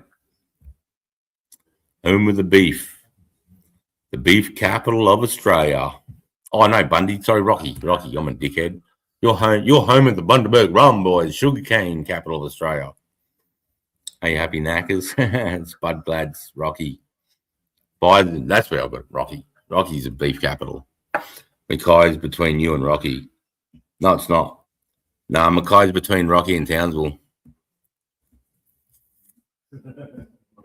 It's literally 4 hours, maybe 3 hours out of Townsville, and like 3 hours, maybe 2 hours out of Rocky, roughly. Fuck, I've driven it so many times. I've driven Townsville to Brisbane so many fucking times, man. So many times. And Brisbane to Rockhampton, fucking Shellwater Bay. See, that's one of our biggest training areas, just north of Rockhampton, Shellwater Bay. I've driven from all around Australia to Shellwater Bay so many fucking times, man. And I know Mackay's after Rocky. And because I was posted in Townsville for 5 years, and we used to, on weekend and on leaves and that, I used to drive down through Bowen. No, not Bowen. It's Ayr, Bowen, and then Early Beach, and then Mackay, and then Rocky, and then Gladdy, and then I think like 1770, then Bundy, and then you got Maryborough, and then you got where I am, and then Gympie, and then, you know, you got Sunny Coast, Caboolture, Brizzy. Mackay's 4 hours north of Rocky. Yeah, there you go. 4 hours from Rocky, and maybe 2 hours from Townsville, maybe an hour and a half of Townsville. I can't remember. Yeah, I don't know how I fucked that up.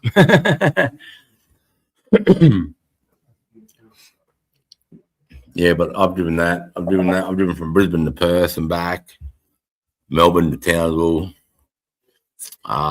Brisbane to Wagga, Wagga to Adelaide, Adelaide to Whyalla, Whyalla to Perth, Perth to Adelaide. I've fucking driven everywhere. The only one I haven't done is from Perth up around through Broome and into Darwin, that big long stretch.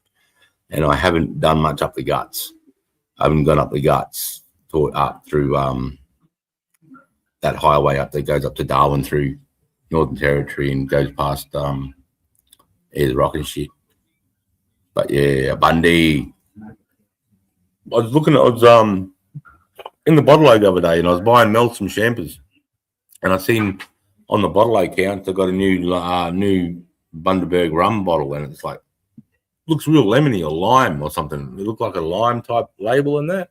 I was wondering if anyone's tried that because it looked quite nice. It looked like it'd be a nice rum, like a really lemon rum. Because I think Bundy's a bit too strong for me now. Back in the day, I drink that shit like it's nothing. But now that I don't drink, and you know, if I do, it's once in a blue moon, really. Yeah, I think that Bundy would be too much with Bundy and Coke, or Bundy and Dry would be too much. I reckon that lemon would just. I think the way they labelled it, the way it looked, they got me just for that, so they did something right. And I don't drink, you know what I mean? Sergeant John Templeton. Why is that name familiar?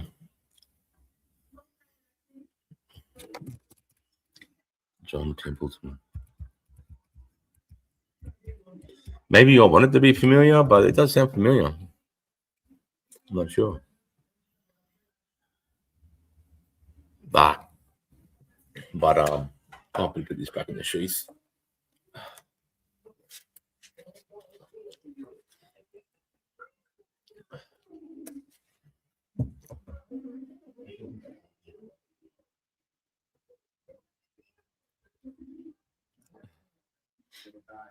Sugar sink? What's that mean? It says sugar sink. Oh, you're talking about fucking what goes the type of Bundaberg I'm talking about. That bottle, is it called that? I'm not too sure, but it looked fucking good, bro. Yeah, that's my TV over there. I'll just put it over there so you can see me have a going.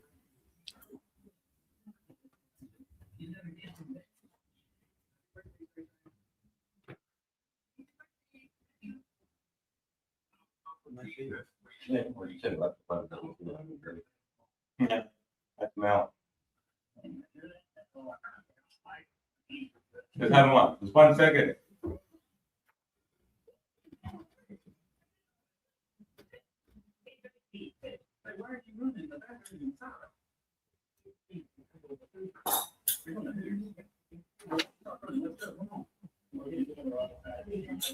Billy, just having a.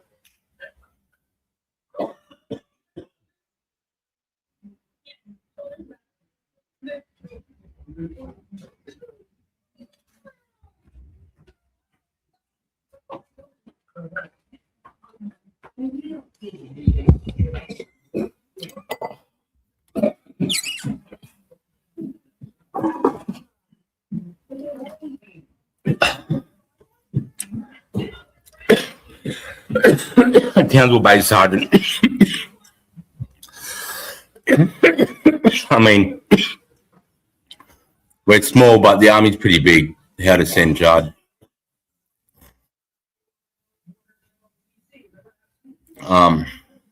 The fact that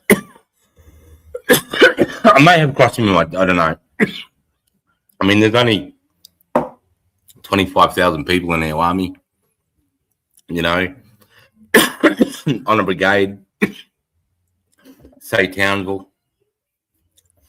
You got 3 infantry battalions, you got an artillery regiment, you got an engineer regiment, you got an armored regiment, you got I've already said artillery. You've got the hospital, the Q store, the PDIs, the dentists, all the nurses. So you're looking at probably 7,000 maybe soldiers in Townsville for that 3rd brigade. That's called the 3rd brigade. And then the 7th brigade's in Brisbane, and you're probably looking at 3,000 soldiers. You know, and then you're looking at the 1st brigade, which is in Darwin. You're probably looking at 5,000 soldiers. And then we got I don't know who went down to Adelaide. Is the 9th brigade or the 8th brigade or the 5th brigade? I'm not sure. One of those opened up an infantry battalion and a full-time infantry regiment in Adelaide. So when you look at this numbers, and then within those numbers of a base, say the biggest one being Townsville, say 8,000 soldiers, and just say, oh, I'm in one battalion. Now, in a battalion, there's about 700 to 800 soldiers.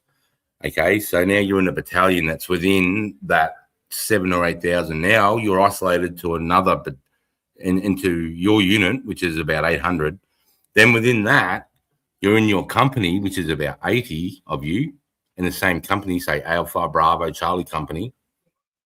Then the company is broken down to 3 platoons of 30. Okay, so if you're Charlie company, you'd be 9 platoon. And then inside your platoons are broken down to 3 fighting teams of 9 men. 1 corporal and 8 men.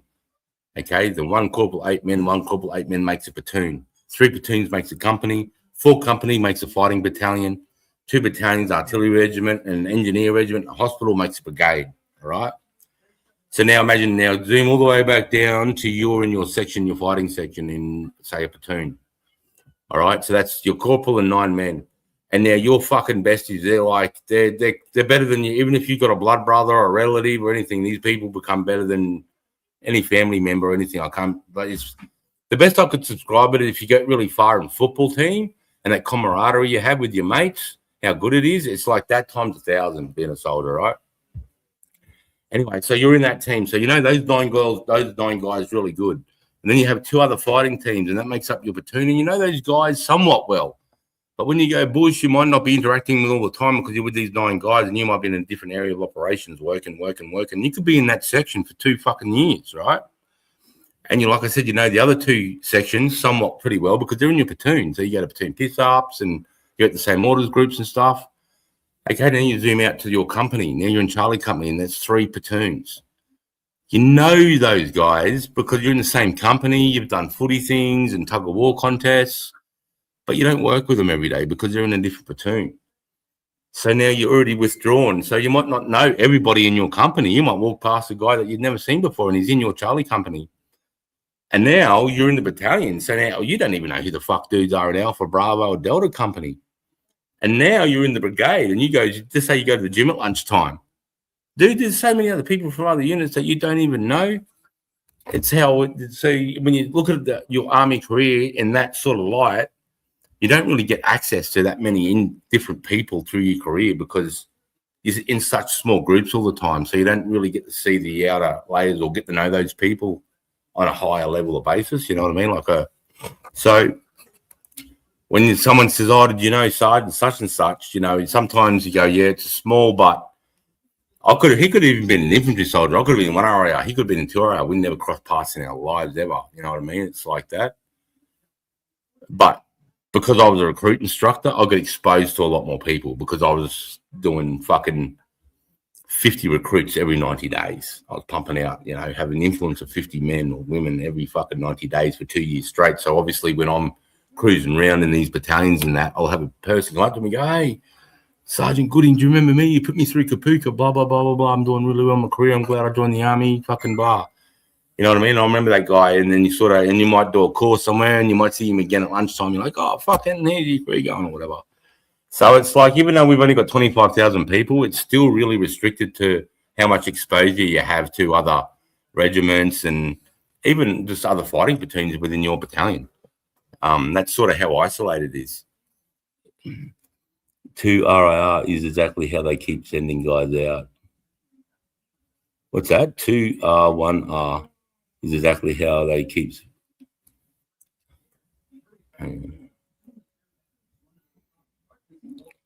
How to send a charge came in Gosford. Club Troppo was in Gosford. 2R1R exactly how they keep sending guys out. I don't know if I'm missing what you're saying there. But you know, so that's how isolating it can be. But then you can get put in positions too. Like if you teach junior leadership corporals, which is teaching soldiers to become corporals, like leadership positions, then again you're going to get access to a bunch of other people.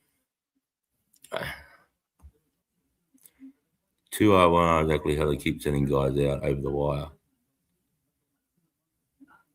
I don't know. What do you mean by 2R? Are you talking about 2 RAR, 1 RAR? The 2nd and 1st Royal Australian Regiments? I might be just misunderstanding what you're saying there, Kate. Sorry, mate. It's definitely me interpreting. Sometimes it goes straight over my head when people are asking me stuff. But, you know, so that's how you can get isolated like that. But then you'll go to a new unit. So just say you're in that platoon and you might be in that section for 2 years, like I was saying. You might get posted to a new infantry battalion or a new unit, and then you get introduced to another fighting team, another platoon, another company. So you do start to network a bit, but as you can see, you're not getting that much access to a lot of people. You know what I mean?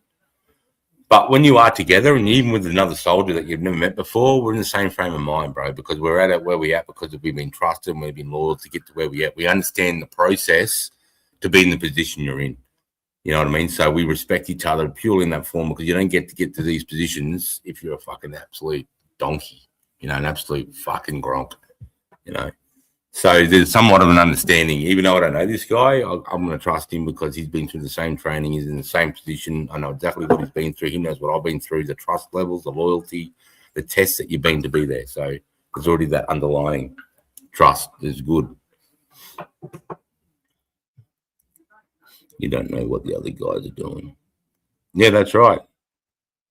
Served in Laos, bought back a nice full auto. Oh, bro. Yeah, they're good at making GATs over there too. They're really good at making their own, at replicating AKs and Glocks and Brownings and 1911s. You know, they're really good at that stuff, man. Different orders, but you're on the same hull. To the point, it depends, actually. I mean, you can have it. Depends on what area of operation you've been designated and then what your mission status is. So you might get an area of operation. You might be saying the same platoon, and 7 platoon gets this area of operation. 8 platoon gets this area of operation. This area of operation, you just got to do vehicle checkpoints because we're looking for people of high importance, but we're not too sure. So we're going to do vehicle checkpoints, and we're going to start doing some questioning and searching, see who gets nervous, see who doesn't, and that's primarily your mission. You'll have a little thing where you might have to do something outside or left or right of that mission status, but that AO is primarily vehicle checkpoints. 7 platoon, they might be in aggressive fighting patrol, so they're going to search out and destroy the enemy, look for weapon caches. We're going to go on daylight patrols, try and bring the enemy to us, try and be you know, inflammatory, try and poke their chests. You know what I mean? Like, what's the word I'm trying to say?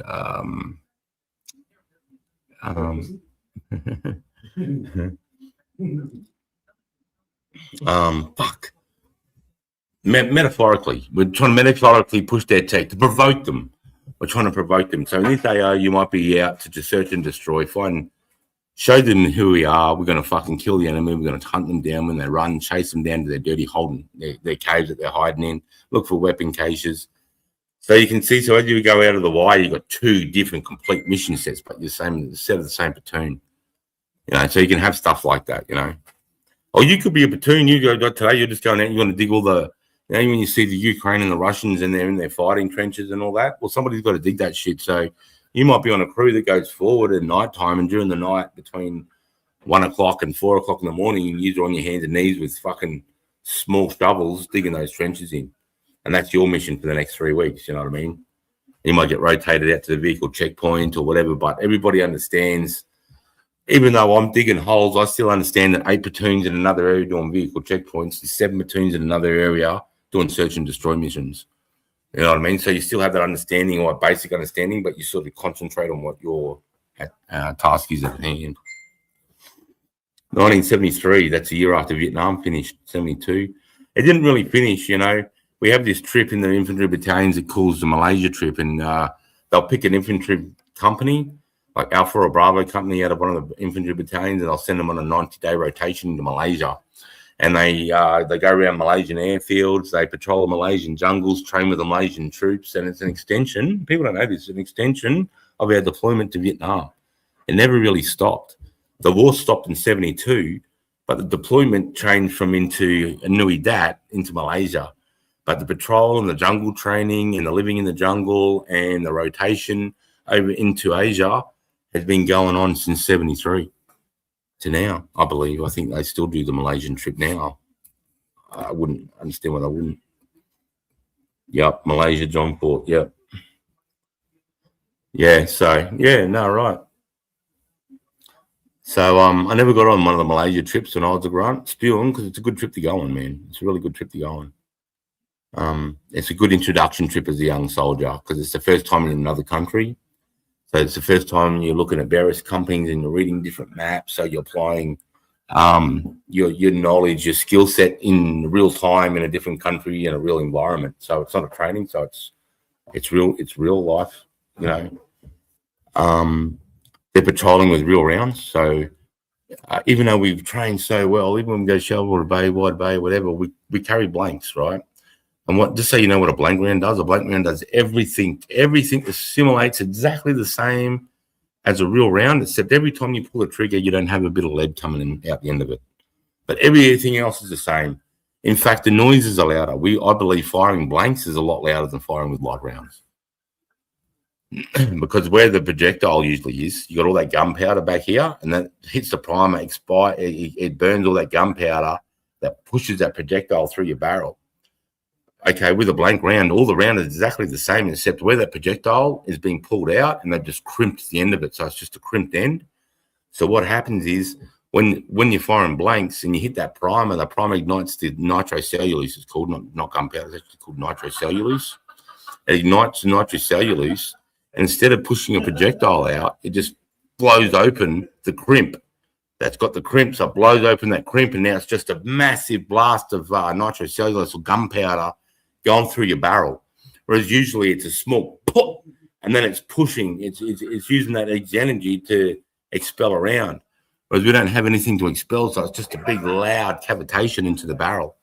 And you need plenty of gas, because when you're firing with live rounds, as the round's traveling through the barrel, there's a gas that is the gases that's pushing that out goes through a little hole into what we call a gas plug that pushes the return rod back, and that's what brings the rounds back. So it grabs the ejector claw, grabs the back of the round, pulls the round out, flies back, the bolt flies back, and then slides forward, and as it does, it scoops the round up off the top of the magazine and chambers it. So when you're firing a blank, you need a big bang so it can still produce that gas. So I can still fire fully automatic on blanks or semi. I can still fire machine guns, fully simulation, except there's just no hot lead coming out the other end. But I will say firing with blanks is fucking probably 1.6 times louder than live firing. Yep, Malaysia, John Port. Oh, true. I thought they still occupied until 79. Nah, mate. They were still, mate, 99, I left 1RAR, and they were still doing deployments into Malaysia. And I know guys that did Malaysia trips in the early 2000s. So I'm pretty sure they would have kept that trip because it's value training. But I could be wrong. Died with cancer 15 years back. Oh, unless you're talking about they occupied Nui Dat, Vietnam. Is that what you're talking about, Fire? They occupied Vietnam itself. Then there could have been an admin element as they're probably trying to set up embassies. Died with cancer 15 years back. Oh, RIP. Lest we forget. I will ping in the message or something, Sarge. I've got a good Chardonnay joke for you, sweetheart. All right, brother. No worries. I've got an email too. If you look in the description on my channel, you got my email there. So feel free just to email me too. Any links or anything? Huh?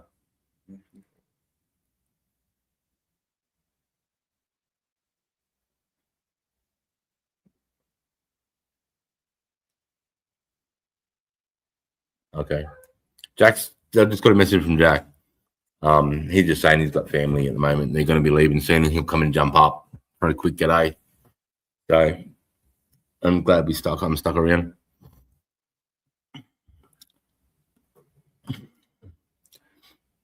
Yeah, border guard. Yeah, the border guard. That's right. That's what they're doing. The Malaysian border guard. That's right.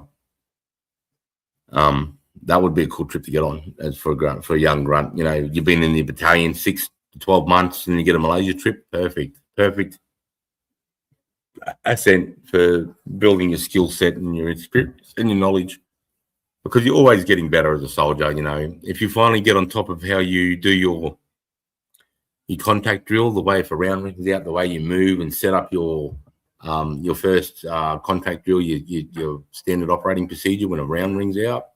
You have that. You might have that. That might take 6 months to get that pat. So it's just instinct.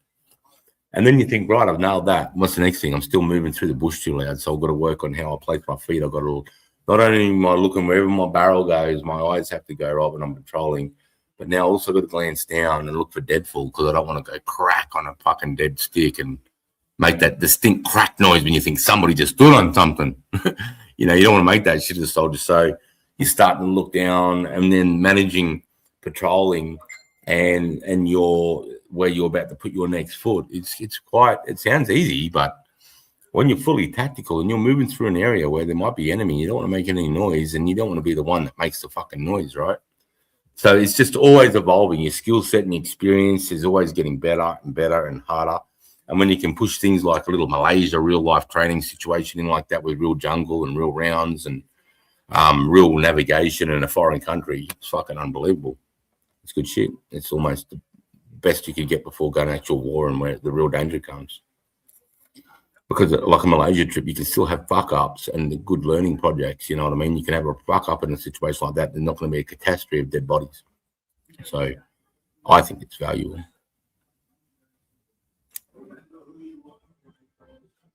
He was Sergeant. Yep.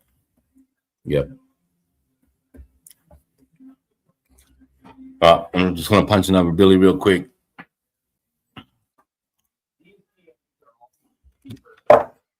I'll put you over here so you can see.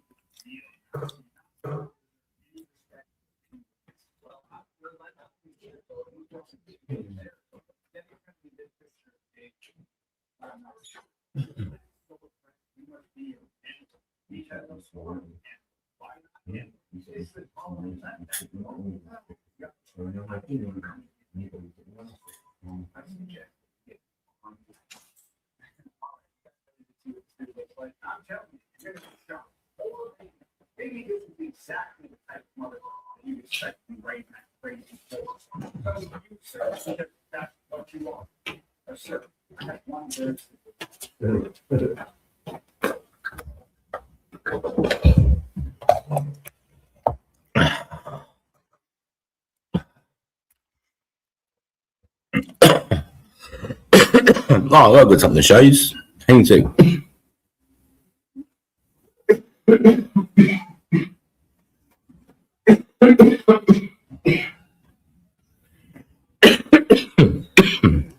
Here you go, boys. My missus did this for me as a surprise. Mel did this for me as a surprise, and she got me a new rack of medals done up for Anzac Day. So I'll show you. I'll show you my medals. This is the first full rack that we've had done properly. So this is all my medals properly done. And I'll explain them. Yes, you are. Which is awesome.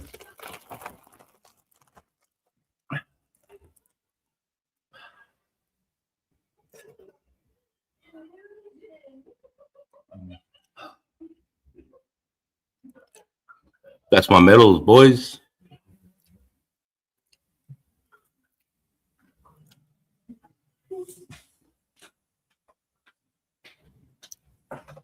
Yeah, so that's that.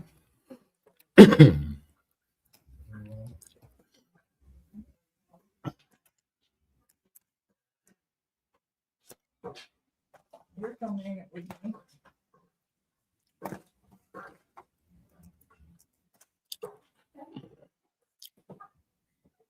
Yeah, so I suppose I'll go through this one. See that? It says ISAF, that word there is ISAF, and that's a little number 2. Okay, so that means I was part of the International Security Forces Afghan. Now, International Security Afghan Forces, ISAF. And number 2 means I did 2 9-month deployments in Afghan. This one here is for doing 4 years regular service. This one here is a long service medal, 15 years.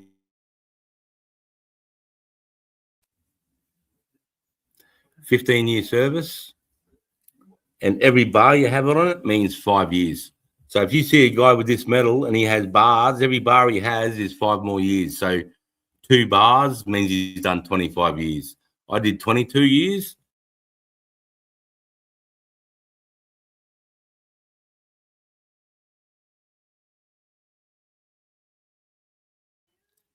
My laptop keeps fucking out. But that's the ASM, and that says Bougainville. So that's for me going deploying to Bougainville when I served over there. And then this yellow one here is for 9 months in Iraq. And then this one here is my Afghanistan campaign medal. And then to represent the 2 tours of Afghan, that's what the blue, that 2 is there. It means 2 tours into Afghanistan. And then this one here is the AASM. That's the Australian Active Service Medal. And you'll see on there, I've got 2 bars for 2 different theatres of war. And one says Iraq 2003, and the other one says ICAT, International Coalition Against Terrorism. And that's my medals. And then when I wear them, I wear that on top, and that's my Army combat badge. And that goes on top of my medal like so. So that's my full rack, guys. And I'll wear them this next Anzac Day. So yeah, pretty snazzy. I'm gonna go here. There you go. I just got those, so I thought I'd share them with you. Brand spanking new. There you go. So I forgot I had them. I just saw them over there in the reflecting under the light. I thought, oh fuck, I'll show them my medals. So yeah, finally got that rack sorted. Look good at the RSL. Oh, I'll get you free drinks at the RSL. Free spirits and free beer at the Gympie RSL. So I usually go there. People that have been around for at least 2 years, if you go to my lives on this channel, my channel, and you'll see Anzac Day 2025 live stream. It's a pretty good live stream. I'm playing two up. I'm doing a full tour of the RSL. I'm in there with my son, and I have a full. Anyone that was here in the chat that saw that live stream can say they enjoyed the day. I mean, I got good reports from that. And then we had a mad time, and I got back that night.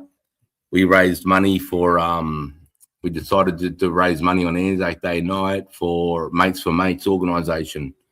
And we raised $1,300, $1,400, something like that. I can't remember the exact number, but yeah, it was a bit. So it was good. It was a good day all around. So you can see if you want, there's a live stream of the Anzac Day meet the RSL, and then you'll see there's another live stream on that same night, and that's me, us doing the raising money for a charity for veterans. So that was a pretty good fucking day. This year I was fucking crook. Felt like shit. Didn't go anywhere. Didn't do anything. And plus I was pissed off with the Ben Roberts thing. I was protesting. I didn't want to go and do anything anyway because the Ben Roberts Smith thing, the way they fucking handled that, mate, fucking burnt my piss.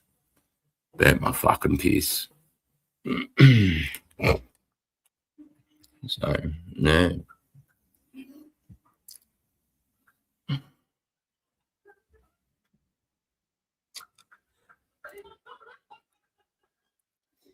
Salute, brother. I hope you all have been well. Hey, Kane, yeah, man. We're looking in there. Fucking, one of our mates' birthday today. He's just with the family having a dinner. He might pop up soon. And, yeah, no, how you been, mate? Good?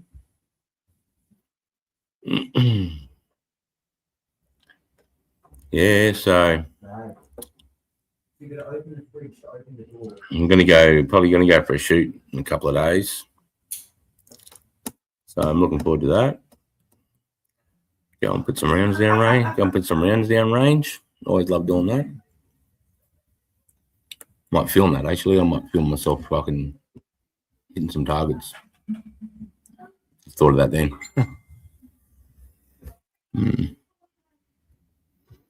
But yeah, fucking what else is there to tell? What else news has there been going on? I'm just trying to think since the start of the year. That's about it, really, isn't it? We've sort of caught up on all the goss and fucking talked about politics and good stressed housing being shit, but found a place $700 a week, better than a tent with kiddos. So just trying to scratch and sort financials around it all. Yeah. $700 a week, fucking hell, man. That's disgusting. Nobody should be paying that. Nobody should be paying that type of rent. Nobody should be paying, mate.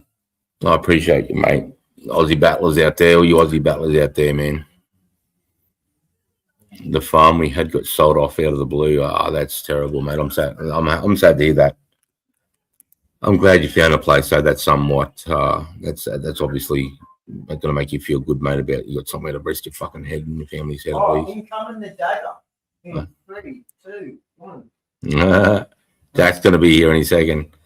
Farm we had got sold. Oh, shoot some pigs. Yeah, well, mate, maybe I'll be during the day, so it'll probably be wild dogs. So I know that they're having dramas with wild dogs and the calves again out of you. So yeah, but I won't put that on camera. If I do go out and I won't put in shoot any dogs on, I won't put any of that on camera. No fucking way. I don't think that's any cool. But if I shoot some targets and shit, I'll do that for sure.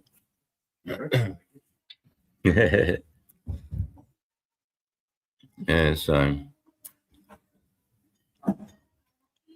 you give me a water, darling? Yeah. Cheers, mate.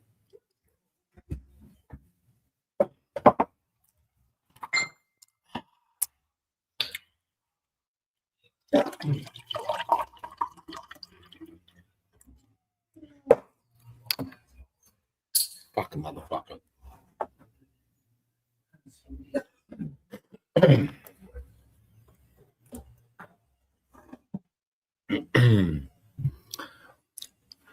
How's winter treating you over there? Good, mate. I mean, it's fucking been cold, but compared to the northern hemisphere, not much to complain about. It's got down to about 3 or 4 degrees the last couple of nights. But I've been splitting firewood and just keeping my fireplace burning. You can see the chimney just there. You can see the fireplace, actually, if I bend it down a bit. That's my fireplace here. That's the chimney there. It's not on tonight. It's not cold enough tonight. It's about 14 degrees C here today. And once I shut the doors up and the windows, it stays pretty warm. But once it drops below 11 degrees, 10 degrees Celsius, start the fire up and this keeps his whole house warm, mate. And then I just feed wood. Just a nice little log during the day, every couple of hours to keep the hot coals, and then fucking come about 7 o'clock at night, pump that cunt full of wood, keep this place nice and warm. We just had the cold front cycle 2 weeks ago for the first time since the 70s. Fucking hell, Drew. Oh, cold front cyclone 2 weeks ago. What was that like? Oof. Cold front cyclone. I've been in cyclones, but they're all tropical. So a cold cyclone, that's weird because I just associate cyclones anywhere north of Brisbane, pretty much. Even though, I mean, some pretty big storms have been hitting Sydney and some of those places. But, yeah. No, man, that's sad to hear that, mate, but that's good that you got a place. That's the main thing. We had one in the 70s. It's where it's fuck yeah, I bet it would be. Because I always thought the tropical cyclone was because of warm ocean water. Warm ocean water meeting cold currents or something like that brings up that convection that starts to twist and then it turns on itself. Old place was surrounded by trees and it was a huge cleanup. Oh, true. Plenty of firewood then. Plenty of firewood then. Any of the wood good to use for building materials, or is it all going to be scrapped out? Over 140 Ks. Woo. So if it's gusting at 140, it must have been averaging 90 or something like that, eh? Ooh, that's probably, what's that? We'd call that a category 2 or something. Caro heaters are called. Kerosene heaters, man, I haven't had a kerosene heater since the 80s. Remember the ones in the 80s? And they were like about knee high and they sort of had reflective silver with the silver stripes. 2 to 1. Here he is. There he is, the birthday boy. Happy birthday, brother. Cheers, bro. How's your dinner? Heap of people, yeah, fucking heaps of going. Good. Got a Bosciola from down the pub. You have what? Got a Bosciola, fucking pasta. Overrated pasta. It was good pasta. What else did you get? Did you have 3 beers? Did you have a slap? What else? Yeah, I did all that. Nothing really fucking too special, to be honest. How's your hand going, brother? Yeah, it's fucking wrong finger. Yeah. Fuck yeah, that's healed up good. Yeah, I can't. Fucking this camera's not doing me any justice right now. But Yeah, but fucking compared to what the last photo you Yeah. sent me. that one, that's the actual tip. Yeah. Here you go. That there is kind of that point of contact where it was all spread out. Where all That's the missing a scattered bit. end was, yeah. But no, it's all back now. They did really good at the surgery. If I can go back to work next week. Yeah, man. And Yeah. how's it feel? How's the feeling going? Yeah. Yeah. Feeling like it's there. It's. I mean, you've cut and done injuries, Sarge. You know what it feels like. It fucking feels strange but normal. Yeah, Like, yeah. I've cut myself that many times. Like I'm fucking a bit accustomed to it, but at the same time, like it does feel odd. You know what I mean? It doesn't feel the same as every other finger, but like it's not It like doesn't, oh, bro. yeah. Your fingers on the inside. When you do the inside there, it's different, eh? Yeah. Yeah. What's that you Yes. pouring? Nah, just turkey. Yeah, nice. I went and bought myself a bottle for my birthday, and then I got another 2 for my birthday. So I think I've got some drinking to do. Fucking mad. You working tomorrow? Nah, fuck them cunts. Yeah, good. Nah, go back next week. So, yeah. Well, I haven't heard from them, so I mean, whenever they actually ring me and say, "Jack, come to work," I'll turn up. But yeah, I'm going to go do this crane kick hopefully, and fucking fucking make a bit of a change. Oh, mate, the last week I've just been splitting firewood, mate. Yeah, right. It's getting cold now. Oh, fuck yeah. Yeah, for sure, mate. Like down to 3-4 degrees at night. Tonight it's a bit warmer. I haven't got the fire going tonight. It's a bit warmer tonight, 14 degrees or something. Have you dropped the link, Sarge? No, I haven't actually. I don't know what you've been talking about. I've actually been fucking. Oh, dude, mate, you'd have been pissing at some of the shit we've been talking about. We're talking about Bigfoot trying to fuck people. We've been talking about. I talked about if I found a grey alien in a cave, I'd scrape its skin, put it on glass, dry it, and smoke it. Dude, the conversation's been crazy. Yeah, we're talking about fucking all sorts of crazy shit. Yeah. Well, you've got 14 cunts here listening to you waffle on, so it must have been good. Yeah, I know. It's been good. It's been fun. What's new in your world anyway? What's been happening? Mate, it's been pretty fucking quiet, really, bro. I've just, same old, just sort of been keeping to myself, mate. Just doing work around the yard, really, man. I busted my mate's mower really bad, so he got a brand new fucking, I don't know if you know him, but Gravely Zero Turn. Have you seen the Gravely Zero Turns? They're fucking sick, bro. They're like 10 I grand. haven't seen one, but I've heard of them, yeah. Yeah, they're really good, mate. 22 horsepower Kawasaki engine that drives it. Fucking unreal, mate. LED lights and shit. He's had it fucking like 3 months. Oh, that's And the he's one got it you under got. he's got it under finance as well. Yeah.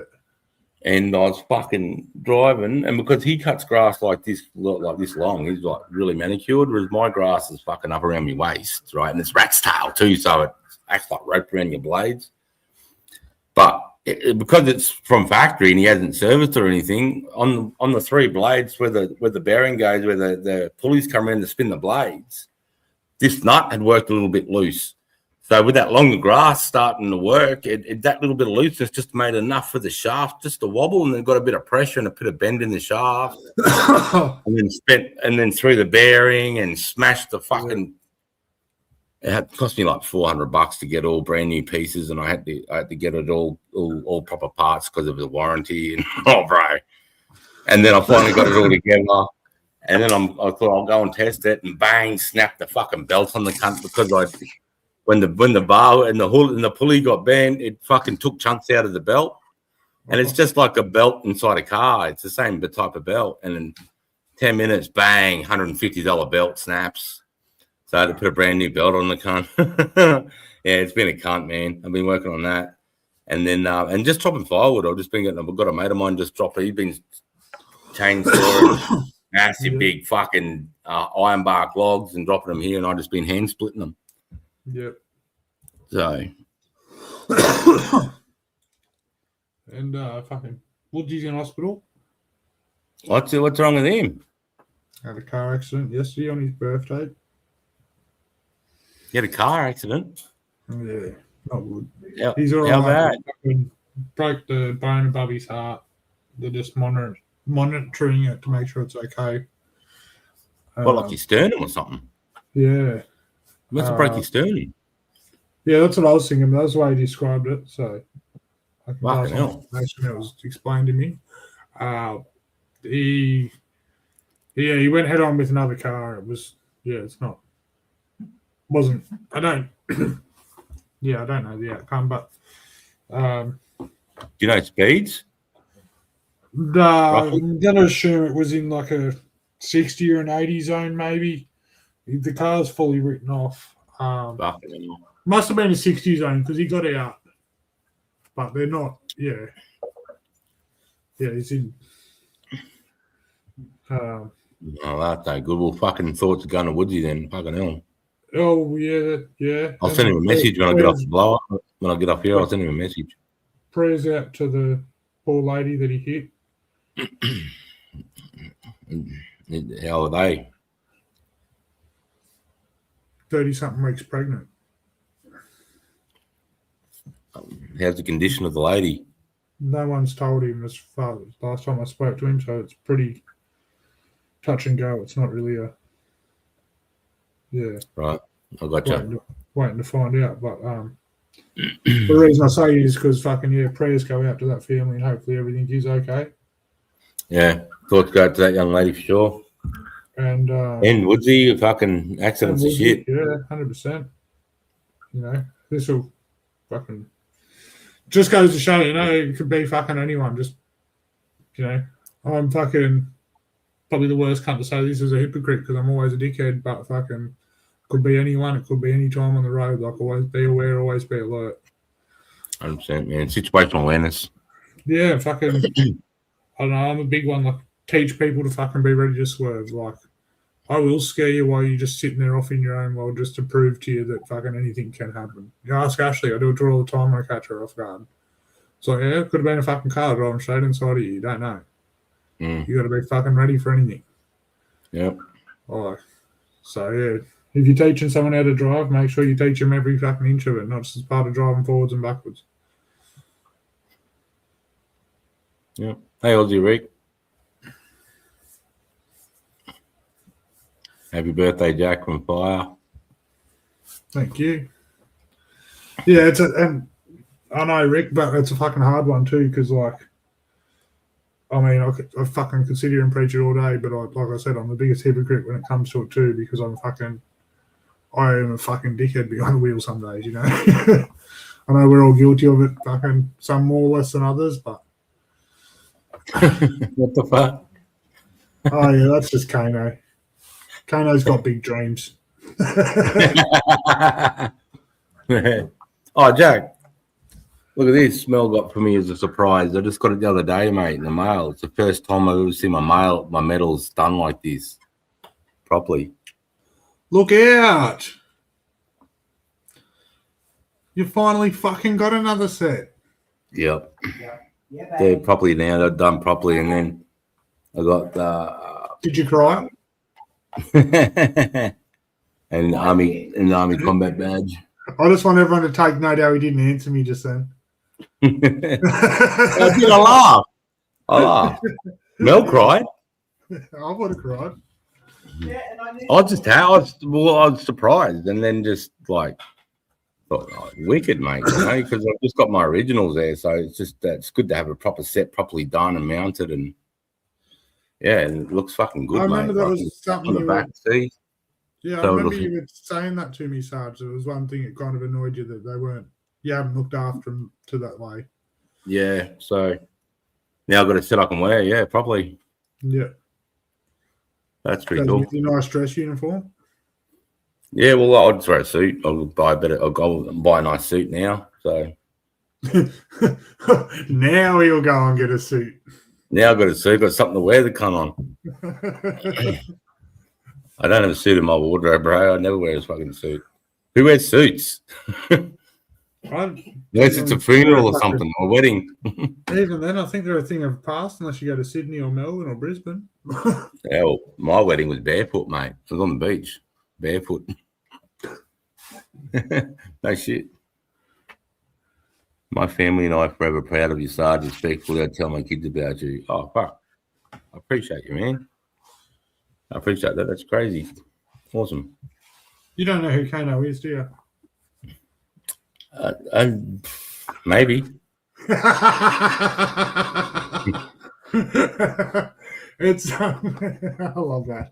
I can tell from the way you're reading that. Then you're like, "Fuck it, I should know this guy, but I don't." Yeah, it's Dopey. Oh, right. It's Seitha went and caught up with him, and he's in WA. Yeah. I know Dopes.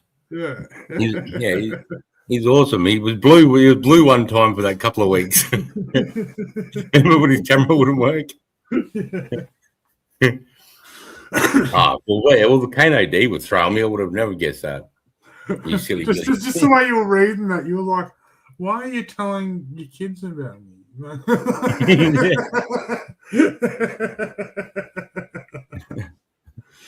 No, well, fuck that. That's awesome. Now I know you got your face to your name. Now I know who you are. Oh, that's good.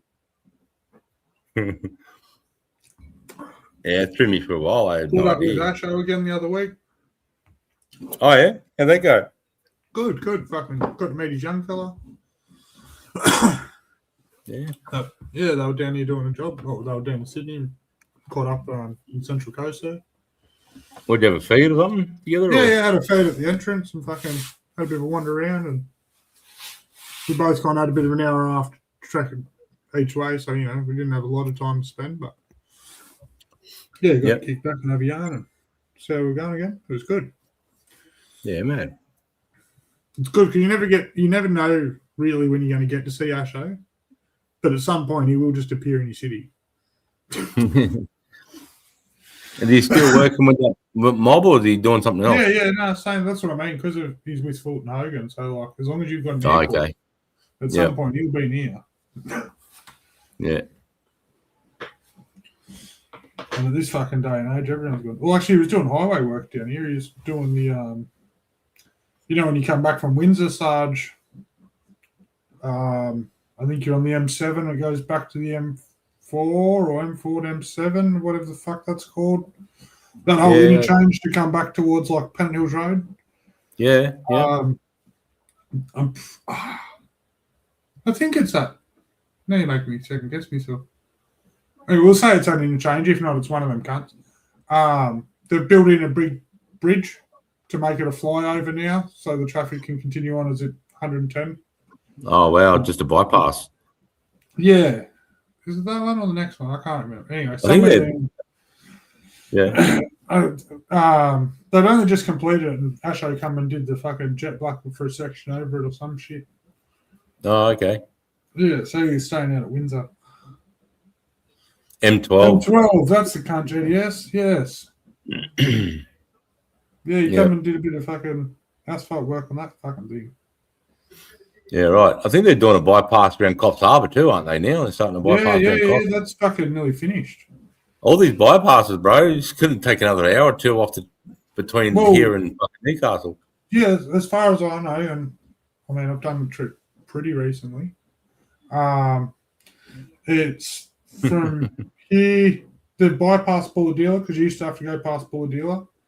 The bypassed Maxville and all that now. That's all fucking run straight up. You got the M1. So you don't go into Port anymore.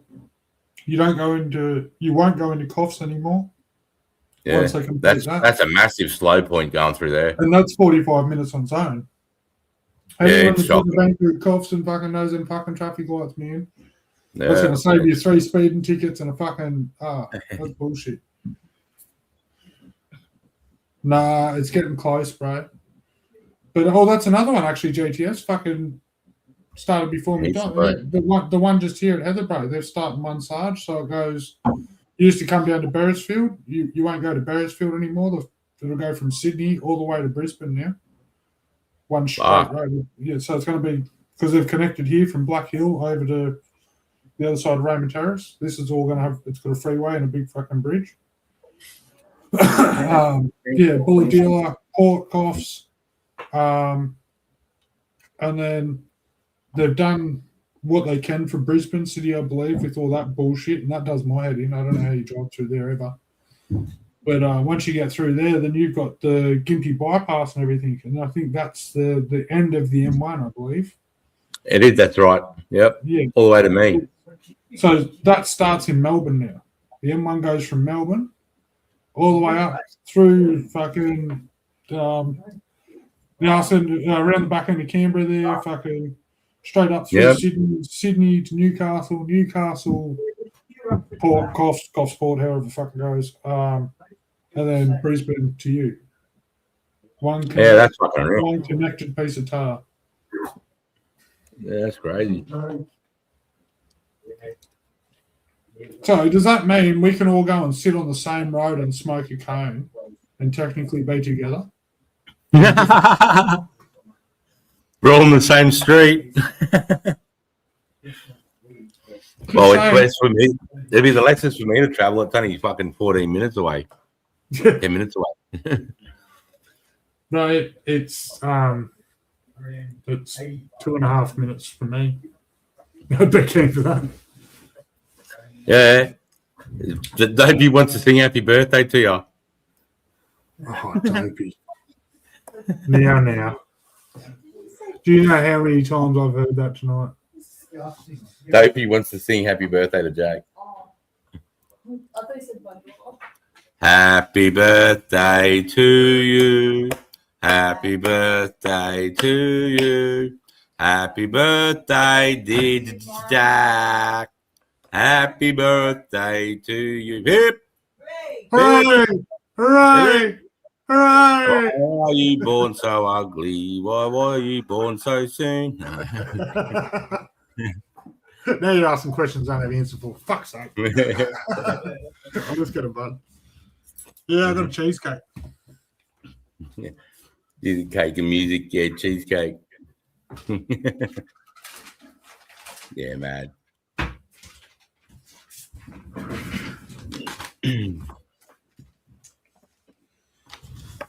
I had some weed today. It's called Oreo. Oh, yeah.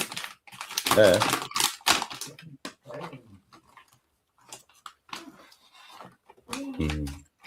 All right, I'm gonna have a bucket. I'll go. I'll be 1 sec. I'll turn the camera over so you can see where I'm walking over Billy. Oh my God.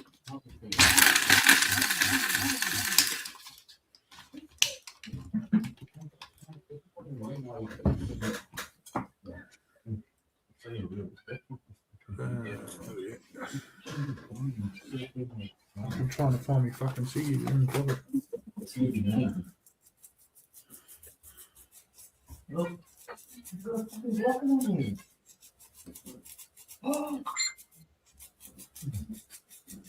It went off.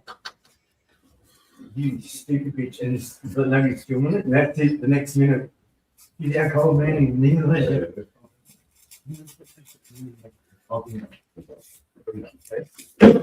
Yeah.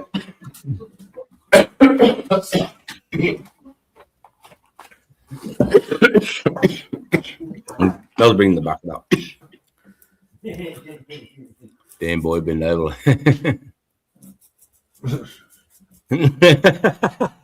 Yeah. Speaking of Navy, did you see fucking SVG got taken out on the weekend?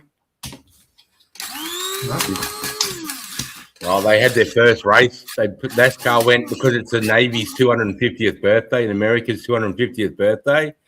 NASCAR I was trying to work out with this fucking correspondent to the Navy. I was honestly like, this cunt's taking Navy and NASCAR. How's this gone? But yeah, sorry, continue.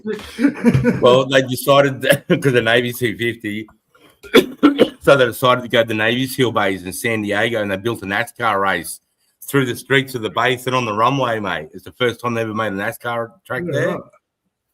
It was fucking sick, man. They had an aircraft carrier right next to the track and fucking choppers and shit everywhere. And he was going to win the race, and fucking this cocksucker took him out, mate. Put him into a concrete wall, smashed his rig up, didn't finish at all. So yeah, it was pretty fucked. What happened? What's the goes when with AUKUS when Albanese fucks off? What's the go with AUKUS and Albanese? Mate, haven't they already poured out of that anyway? Are you talking about the submarine?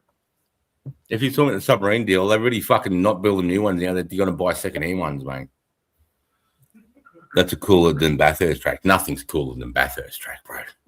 Bathurst track's the best racing track in the fucking world, full stop. That's from F1 races, rally drivers, stock car races. Everyone said that Bathurst is off its head. Yeah.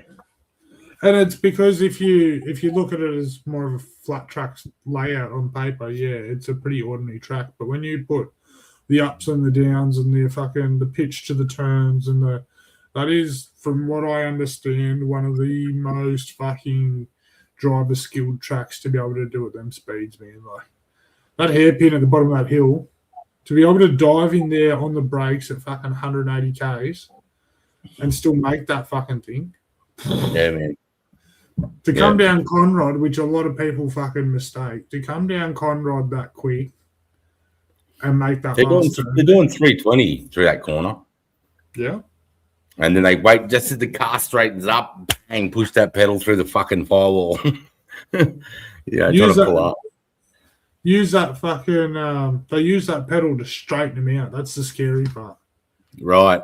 Because as soon as they're off that camber, they've got to try and get that cunt straight as they can so they can do straight wheel braking, eh? Yeah, so it's like, yeah, it's crazy. So, like, it's hard to understand. You'd probably understand this, Sarge, but, like, there's probably, you know, after seeing GTS right, that he probably understands this too, but there's 95% of people that go, what the fuck are you talking about? These pedals don't mean shit. But the way those three pedals correlate into the way that car articulates out or into that corner, you know what I mean? So, Yeah. as you said, right, he's standing on that at the precise time, but it's actually to make it wash, and then the way traction and everything comes in, that thing snaps and drives straight, and then it's brake. Yeah, because they're loading it up. They want to load it up so they can get the wheel in front end. And then once you load it up, you want to unload the cunt so it loosens up in the back end of the cunt. Yeah. So then you clutch in, Yeah. which takes the weight off the drive, and then Yeah. it's such a. I can't put it to words, but I can tell you now when I'm driving and feel it. Like every single little movement, even a half push on each pedal, you know what I mean, will make Makes so a difference to where the nose points or where the arse is going to go or whatever. Yeah. Yeah, I love it, mate. I can't Yeah, get in the seat. the way they have them set up's one thing, but it's when they actually get into, like you see some drivers, the team tunes it and everything's just done from like a factory spec and all that. And you see some drivers where they're like, nah, I want 3 more clicks out of this. I want that fucking dialed back. I want a bit of this. And fucking, who's that fucking, there was a fucking driver that did this recently. And, I can't think of his name. I watched a video on it the other day. He, have a good night on you, mate. Put his own fucking spin on it and kept giving them feedback, right? And then it turned out that his feedback coming back through with what they already knew, once they combined it and got the information and put it into the car, that made him like fucking hands down. Dialed it right in. Yeah, like, because it wasn't guesstimations on top of calculations and stuff, you know what I mean? It was like, this is what the car's going to do under my reaction of this. And with the Super V8s too, they've got a locked diff. The NASCARs don't have a locked diff, so the clutch comes into play with the V8s. Whereas with the NASCARs, they can just quick shift. They use the clutch twice when they're leaving pit and when they're stopping in pit. No one else. Shane Van Gisbergen's the only NASCAR driver using the clutch, bro, on road courses, and you can just see he can steer the car through the corners using the clutch.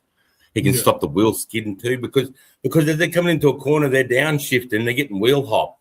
And then they're doing that, they're hitting the rear wheels up, wearing them a bit more, whereas he's using the clutch just to stop that wheel hop as he's coming through, which takes care of it.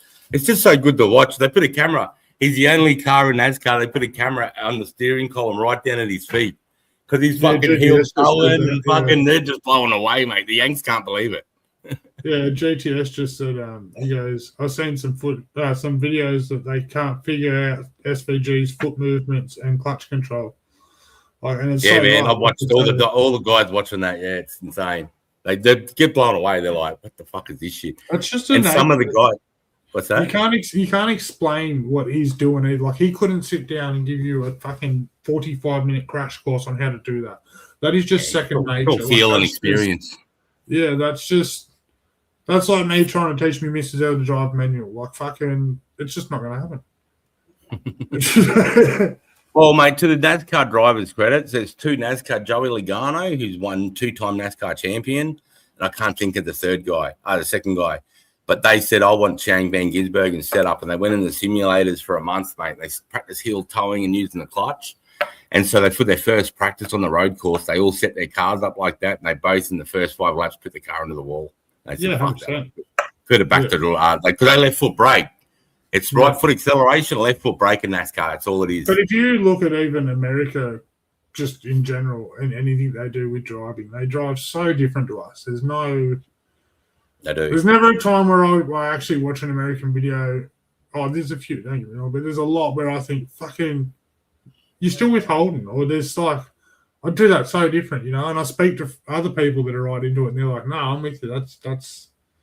I don't know why they do it like that." And you see heaps of different ways they do things. You're like, Dude, so... the Americans are weird. The way they do burnouts is not the same. They don't understand tipping in. They don't understand speed. They think sitting there in one spot, line locking is a burnout. They think just sitting there in the one spot. They don't even they'll just go to third gear and let it labour off too and load right Yeah, up. they do. They do. Yeah, they do. They just do weird stuff, bro. And it's like, I don't know. Anytime I like watching American car videos, mate, like Clayton McFarlane and all those dudes, once the Aussies have showed them how to do shit. And now they're all building fucking burnout cars. They've got their own burnout and fucking they've just started. I think this year they had their first But even summer like nap. Cletus, I love watching his shit, but like, you know, if you send an Australian in there, that would be all valves and limmy, you know. It'd just be fucking holding that cunt, jamming the next one, jamming the next. These cunts get to second gear and fucking grow a skirt. Like, Yeah, they do. Yeah. I seen him launch a car there the other day on his channel, and he kind of backed out of it. And I thought, fuck, I've seen cunts launch harder down the street and stay in it. I don't care if it's a 10-second track car. I can't like fucking. That wasn't unsettled. That was pussyfoot. Yeah. Go the gears, Aussie Rick reckons. Yeah, I love it at the moment, mate. And the beauty is this weekend is the last road course. So they've had 2 road courses back to back. This San Diego one where nobody's ever raced before. Yeah. And now they're going to Sonoma. And this is SVG's favorite track, bro. He hasn't lost at Sonoma. Yeah, right. And they're putting him in both comps because they have the O'Reilly series, which is like the race under NASCAR. Like NASCAR's like A grade and O'Reilly's like B grade. Yeah. And sort of all the cars go into O'Reilly's before they come into NASCAR, and they're putting him in an O'Reilly's car as well this weekend. So he's double duty Saturday and Sunday. You know, like Cletus McFarlane just did that because he's just getting into the NASCAR and that. Yeah, no, I've been watching his progress, bro. He's not racing NASCAR. He's racing in Oscar, which is like it's out of NASCAR, and he's racing in the trucks, the NASCAR trucks. Oh, so he's racing like he's doing the trucks C-grade too, NASCAR. but he's doing NASCARs as well. NASCAR trucks is NASCAR. He's not doing O'Reilly series. Yeah, he's done O'Reilly series. Oh, has he maybe just won then? No, he did last because year. I know the NASCAR weren't going to let him back in because he wasn't good enough. He was like too slow. And so they put him back into Orca and the trucks. Oh, so that's why they put him back into, right. Yeah. NASCAR had a meeting and said... I know when Biff passed away and then he binned a couple, and I'm thinking because he doesn't have fucking Biff's input, just, you know, which would be a hell of an insight on how to use the track, someone at that fucking level.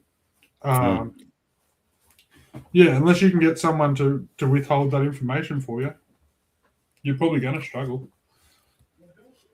Yeah. That's like me playing fucking co-op on a game on a console with you, and then me fucking having an argument with you, not playing the game anymore, and you still want to play it, you know what I mean? That's going to be so hard if you fucking played that 2 out the whole time. Yeah.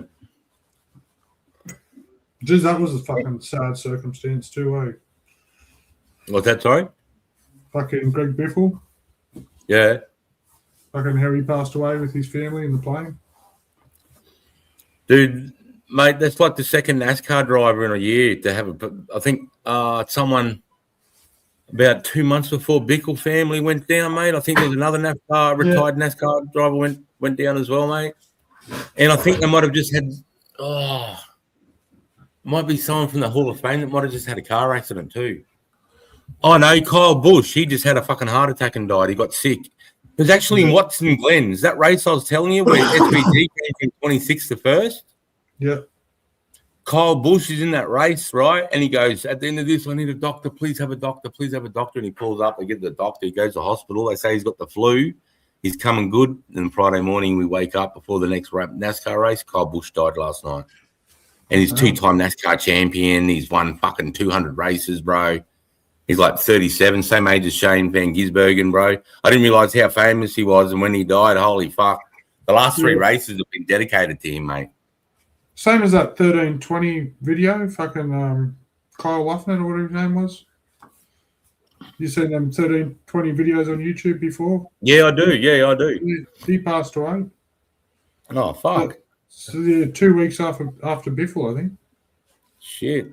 Yeah. They're good, those videos. And then, fuck, the last 48 hours, I think I know 3 people to be fucking admitted to hospital. Oh, actually, one's dead. But, yeah. Yeah. But I'm loving it. This weekend's going to be great, mate. It's going to be really good. Sonoma. And those NASCARs, bro, for the road courses, they give them an extra 150 horsepower, mate. They open up the air intakes on them. Yeah, right. Yeah, they give them 150 extra horsepower for the fucking road races. They put them up to 850 or 900. Fuck, that'd be cracking on. Oh, dude, they're so fucking sick. You should see when they win, right? They go to the pit straight where the start finish line is, and they'll do their burnout. Most of them will put the nose against the wall and just do a standing burnout against the wall. SVG, when he wins, bro, he comes across the line, valve hopping. He's got the clutches. He throws it for a second, and he just drifts it around the whole track. And he comes back, mate. He reverses it around, starts at the opposite end of the start-finish track. This first, second, third, like this on the brakes, it's drifting like this to the left, and then he slows down to second, puts his hand out the window, high-fives all the pit crews, and does all these figure eights and shit. Because they have a burnout comp after every race, and SVG's winning all the burnout comps for all the American NASCAR things. They're just going tires. And every time they take his car off the start-finish line, like every other NASCAR they drive off, his is on rims. He's completely destroyed the tires. There's like rims into the garage. It's fucking. Who told him there was a competition for this? Yeah, he loves it. And his thing to do now when he wins, he gets a fucking Steed and rugby league ball, and he signs it, and he kicks the fucking rugby league ball in the crowd. The Americans love it, mate. That's bizarre. So, yeah, he's becoming a big character over there, man. I was looking at, like, he's got his own channel, and I was on his channel, and he's got, like, his merchandise, 97 merchandise van. It was just packed. People just buying 97 merch.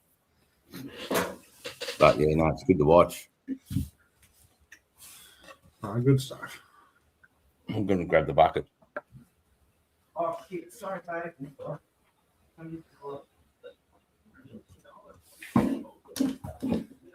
Sorry. Smiley's phone. Yeah, it's still in the MotoGP too, still doing that hard. It's funny because Jack Miller's on a Yamaha. Yamaha's a fucked. Even the top rider can't get better than 16. Yeah, Yamaha's a shit. No. So, but SVG, who he drives for in NASCAR, the team's called Trackhouse, and Trackhouse have a MotoGP team. And last weekend, Shane Van Gisbergen got pole for Trackhouse, and then the MotoGP team, fucking Iagura, got pole for fucking MotoGP team. So Trackhouse had pole on. Yeah, man, it was fucking awesome. So now I'm getting right in the Trackhouse in MotoGP and watching their riders heats now because I'm fucking loving Trackhouse. Fuck, I'm a unit, mate, when it comes to racing. I just can't get into the V8s. It's game. Game's fuck compared to the American racing, bro. You can fucking bump and fight and hit. And fucking... I don't know. the rules over here when it comes to sporting just gets a bit fucking pride flaggy, you know. Dude, you can 320k an hour cunt fucking into a corner. Bit No cunt maneuver. gives a fuck. Yeah. No one gives a fuck. Yeah. You just got to watch it next week because he's coming for you. It's fucking Yeah. awesome. It starts rivalries, bro, and some cunts won't even race. They just catch up. He'll be in 20th and they'll get the 14th and just take him out because he's got Yeah. shit from last weekend. It's fucking crazy. Even SVG talks about it, he's still getting used to this shit. Because he's like last week, he saw some gun get hit at 300 and you see on the pit crew, he goes, "He just murdered that guy." And all the pit crew are laughing at him. He goes, "In Australia, that'd be murder." It's hilarious. But in saying that too, the standard of fucking roll cage and car is completely different too. Like Insane. they are built to take a 300k impact. Like Yeah, I seen one not last weekend, the weekend before. Christopher Bell, he's got a broken left wrist, mate. He went over All the finish I'm line, saying is, he Sarge, turned it over the finish line and hit it 319, mate. And all he did was How snap his often- left wrist. like yeah, the fiberglass bodies go to fucking shit. Don't get me wrong. Null and void that. We all can see fucking fiberglass snap away.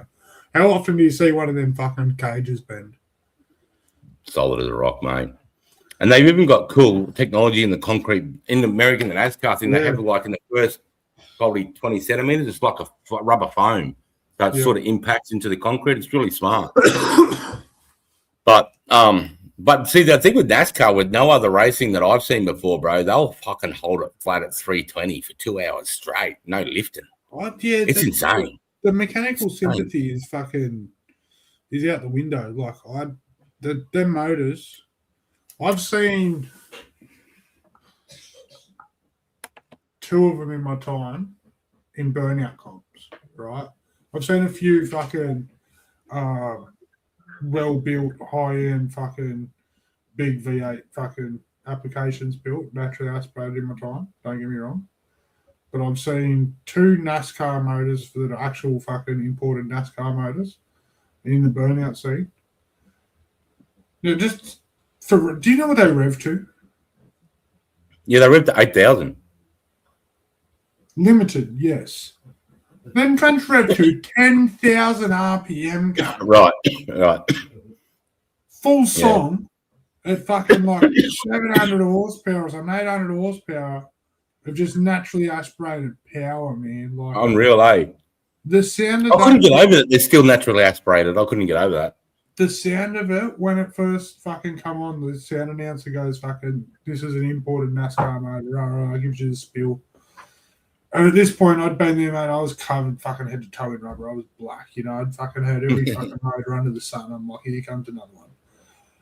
The way it roared through the fucking stadium, and that first, 6,000 RPM was pretty. But that wasn't there for long either. It snapped through that and to that 10,000 RPM in about fucking, I don't know, a whole second. Yeah, And just sat on it, it. man, the same way they drive it. This thing drove out with smoke pouring out in top gear and drove around this pad on 10,000 RPM and just took it. Nothing wrong with it. All you could do is change the oil next week. Right, it's just insane. Like, I know. Yeah, it'd be cool, this is mate. the sound of them. Like, they just sound so unique. Like, just I reckon they sound better than the Super V8 cars. That's for sure. from my understanding, it's like super light flywheel, really light fucking rotating assembly parts in that sense, and it gives it that extra fucking snap. Right. But yeah, and because it's such a big rotating mass, once you get it spinning, it's rotating. Mate, well, I was watching. It's funny you mentioned that quick acceleration because I was watching. They had SVG's speedometer and his tachometer up, and he was going from 2,500 revs from first. Yeah, The first, second, third, it's 8.5. I think it's 8,400. I think they're revving at in about a second and a half, bro. It's like, bop, bop, bop, bop. It was just, and then bop, and then bum, bum, bum, bum, straight down through the gears, mate. Like the straights Those just get things easy. come on, bro, like fucking pull. Like they just. What's that? Them things come on power just bang. Like there's no. Dude, they're almost like a motorcycle. They're so responsive. Yeah, they're fucking. You even listen to one free rev, man, like, and it's not like bum bum bum bum. It is arr, arr, Like it just Yeah. snapped. It just fucking Yeah. like, what is that? Why does Yeah. that sound like a boat motor? Like that's just so fucking stupid. And they usually about a quarter way, the halfway through the race, they just go. The commentators shut the fuck up, and they have a camera. They put the main straight, and they'll usually whoever's the fastest car, they'll put the sound on for 5 minutes, so you can just listen to inside the car and ripping through the main straight, mate. It's fucking. And They the way sound you hear different. that, the diffs and the gearboxes and everything whining and churning together and fucking Yeah. I don't know if I could Just- sit in one of them for that long, man. Dude, they're in there for 4.5 hours sometimes, mate. In a Kirky. What's that? In a Kirky with a halo. Well, that is the most uncomfortable seat, cunt. That is not a fucking big padded cushion lounge chair. That is a aluminium race seat. The NASCAR seats? Yeah, they're not, like they're not comfortable. No, they're molded to their bodies, but yeah, no, yeah, they- but that's what I mean. you can Other than see that- when they get a red flag or something, bro. They're fucking doing this and reaching Well, for they're water just- bottles. And, What they are is they're a bearskin Kirky or an aluminium frame, and then they fucking sit them in it and fucking do that. I watched that Cletus's video when he got his done, okay, and they sit in it, they mold it, but it's still a lightweight race chair, man. Like it's still not much. It's security. It's not comfortability. no, that's right. The only reason they mold And- it to your body is so you don't move. Yeah, that's right. So you're part of the frame. Yeah. But yeah, man, but because when they're doing those ovals, they're doing 3.6 Gs to the right and 3.5 Gs down the whole race. And if you look at their headset on this side, they've got this big piece of foam because at that speed, if they didn't have that, their necks would be like this with their helmets, bro. So they've got this big piece of foam, and you see their heads just jammed against this fucking thing the whole time they're going, mate, doing 3.5 G constant at 320. For fucking hours until someone wrecks. Now imagine doing this in 1986. Yeah, they were going faster then with those the Trans Am fucking T-Birds and that. They were doing like 330, mate, 335. They pulled this pace back a bit. And no, You know that real weird sort of big Roadrunner? You know the fucking- Roadrunner one with a real big rear wing on the back? yeah, That thing does like 340 or something, mate. yeah, That old NASCAR. yeah, the old Firebird or whatever it was. Yeah, with that they're like straight with a real big weird wing on the back. Thunderbird, I think it was. Thunderbird, yeah, they stood about a meter off the back. Yeah. Yeah, they're fucking. Mate, look, from my understanding, if you get into racing now and you come in and say racing's like a scary gig, you're a pussy. Say that again. If you come into racing now and say racing's a scary gig, you're a pussy. The man is Who, me? No, anyone. Like I'm just saying in general, right? Like racing these days is that fucking regulated and safety fucking. As you know, like you were just saying, like fucking, we go back into the 80s and the 70s. That was sport. That was fucking. No rubber. That was skill and fucking talent. That wasn't hope and dreams. That shit. Alan Moffat and Peter Brock days type thing. You couldn't put Cletus McFarlane in one of them cars and let him pregnant. Oh, dude, you couldn't put half the NASCAR drive. You could put half the cunts. You could put SVG in one, though. Yeah, fucking oath. But like, yeah, there's a. I think that's why I'm such turned off sports. Like, I try and watch it sometimes, even racing and anything. And I'm like, it's just so regulated. It ruins it for me. Like, it's just let the man fucking do his thing. Like, as long as you're not straight up cheating, like Rubbin's racing, come on. Yeah. Yeah, mate. I at first I was like, this is fucked, you know. Your skill should be how you can race without touching each other. And then I've done a year of NASCAR now, and I'm like, No if you're not fucking leaving way. with black rings and fucking shattered doors and shit, you're not There is racing. no way you can play close contact sport and not come out bleeding.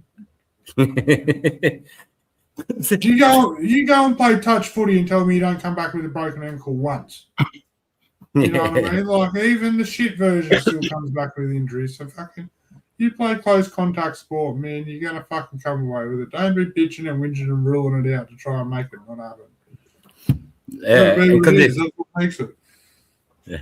because their fucking speed's so high, the reds just go for fucking. They just glide for 800-900 meters, mate. They just to stop. They've got all these flaps on the cars as they're turning and rotating. Flaps are jumping up that keeps the air buoyancy down so it doesn't get lifted into the air, mate. So when you see him spinning, you see all these flaps lifting. That's it. It Grabbing looks the like air. fucking Travis Pastrana, eh, with all these little fucking flaps. Yeah, when he does the brakes and that, yeah. But the Have you NASCAR's got seen them on that every panel. fucking, the Subaru he fucking did recently? Yeah, in It's got all the Australia. fucking- Bro, that thing there, that with those fucking air brakes and shit, that was fucking insane. The way he had them, You see it scrape across that dam? yeah. It's like, that And then they takes drove real a normal. difference. They drove a normal car in the dam to show you it wasn't only 2 feet deep. Yeah. Yeah, Like, it was and, like fucking, it was like 15 foot deep. you know, as we were saying about Americans before, there is a few that are just built different. But like other than that, Yeah. Yeah, I was watching the interview Travis Pastana done on that Australian thing. And he said that the Sydney part was the hardest one he's ever done out of all those road he's done. because he nearly put it in the dock. He said he fucked the car 3 times. And the Yeah. first time when he was coming into the city, he hit a gutter and bent one of the rims and fucked the rear toe link. And then Yeah, he's not light on gear either. Like he fucking he does everything with his whole heart, that bloke. Travis Pastana just Yeah. he just redlines everything, mate. That chat. He's a different fucking level, that cunt, of everything. I think the main thing that draws you to him is like he does what you Hey? dream of. Like where you sit there and talk shit with your mates, like, oh, I would have held that cunt flat there. He's just holding that cunt flat there. It's You know just it. You know it. Yeah, like, oh, I would have done a backwards entry. You did one with the 360, the cunt. Fucking- Yeah, he can drive that, man. To do that with there's one thing doing it with a rear-wheel drive car, right? To do that with an all-wheel drive car. Yeah, mate, but all four wheels are slipping. no traction on any corner. Mm. I think that's a big point. You're just learning to steer the slide constantly.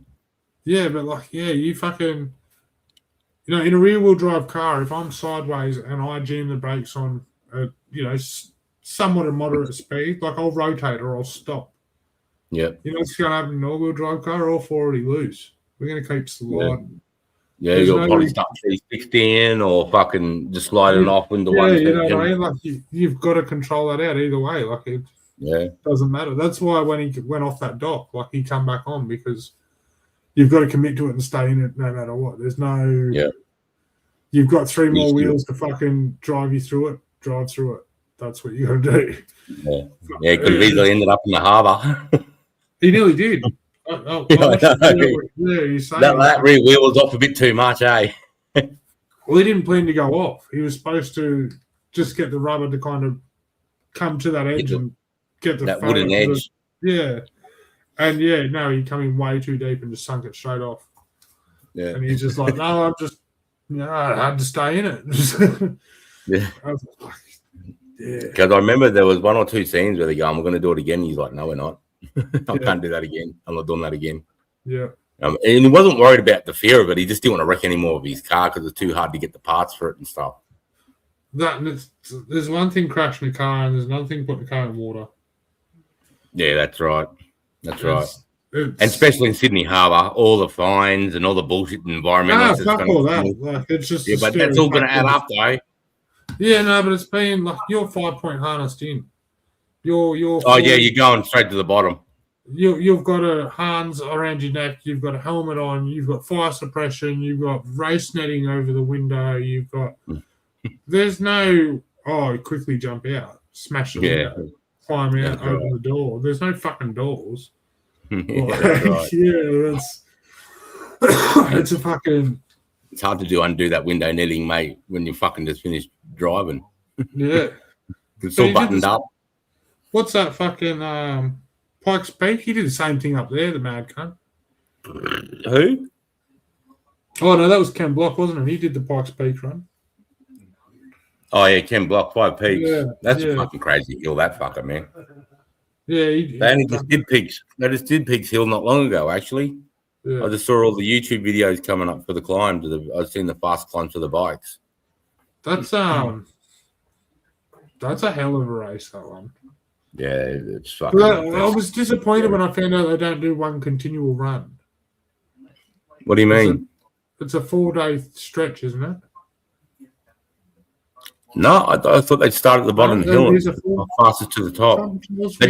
They have like heats. You know what I mean?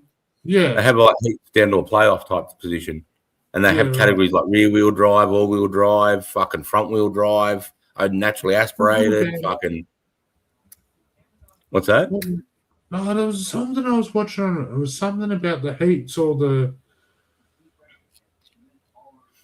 I'm trying to think. I'll have to find it. If I find it, I'll send it to you. There was something about the operations of it, and I thought, fuck, that's shit. But the idea of it's cool, but like, yeah, I think some of it was sectioned. Yeah, no, some of it was sectioned off in time ran. So like, they've got the big main event right for like the big fucking hill climb and like the main right. But I believe if you're in, say, not the fucking first class, yeah, it's in heated runs because of the altitudes and shit. There was something about the altitudes and the tunes of motors and the dealings with peoples and. I don't understand because it gets quite high. The air gets thin at the top, so you have to have it fucking air heavy, fuel thin. I suppose at the top. And same with yourself, you know what I mean? If you're coming from bottom to top and you fucking not. Yeah, it's got to be the opposite, right? So, fucking. Yeah, that'd be right. So they'll probably break it up into sectors and then they do time sectors. Yeah, so it's a time sectored. I feel like I'm butchering this, but I couldn't be. But I've never seen that part of it. I've only just seen the race to the top or whatever they do. Because I'd watched heaps of the Pikes Peak race and I thought, fuck, this is sick. And then, yeah, I'm pretty sure it's the lower class heats that fucking come through and it's all like heat runs. You've got to work up to be able to do the fucking Pikes Peak run and show you capability. Oh, yeah, because up the top there, you make a mistake, you're a dead man. No matter how good your LKG is. Yeah. I'm pretty sure. They just had the fucking Isle of Man too, actually. I was about crazy motorbike race. Yeah. Huh? I was going to ask you about that earlier. Yeah. Yeah, they just had that, mate. That's off its head. That's fucking. I think that's a scary race. That's scary. That's no, they need to make a new word for that because that doesn't clarify for me. That's stupid. That's fucking. I don't know. I don't know how those guys do it, mate. I really don't. I don't even know how that race is still legal, cunt. Mate, 2 to 3 people die every year. Every year. When you're doing 300, they got that fucking Kawasaki. What's that H2 turbo? They're pulling 370 down a foot away from concrete stone walls. It's like, what the fuck, bro? But I suppose in their head, if they come off, they're not even going to know. They're not even going to know. They're going to get out of doing that. Like, surely there can't be that big of a cash prize on it, you know? Like, it's not cash. It's about who's got the big. It's about fucking pride. It's ego. It's an ego race. It's about being the fastest, dangerous motorcyclist on the planet. Because the MotoGP, even Valentino Rossi, they've invited him, and he'll only go around on the fast bits. He'll open it up, but through the stone walls, he won't go over 150, mate.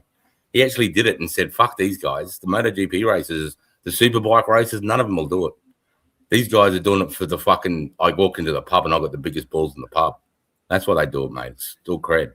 Obviously, it's a lot more than that, the professionalism, and there is a trophy. It's called the Isle of Man TT Trophy, and there is a cash prize, but it's about who's got the biggest balls, bro.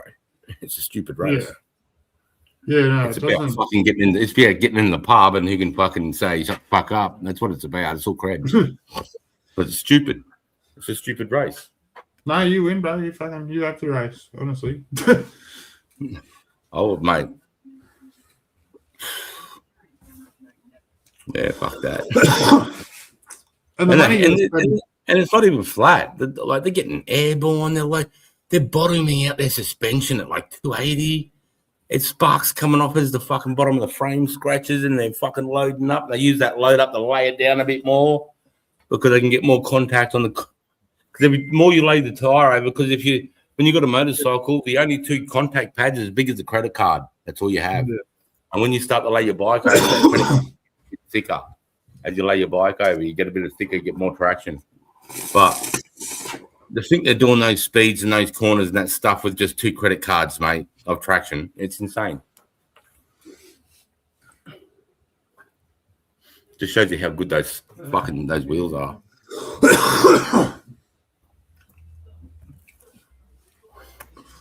Right, Sergeant, I'm off to bed, brother. Yeah, mate. No worries. I've just been waiting. I just want to fucking hang out you for a bit. I'm on the fucking cruise too. Too easy. Yeah, I'll give you. All right, I'll hit you up tomorrow, mate, and I might go live a bit earlier tomorrow and fucking we'll do it all again tomorrow. I reckon. Too easy, brother. I'll talk to you then. Oh, yeah, I'll talk to you tomorrow, bro. Big love.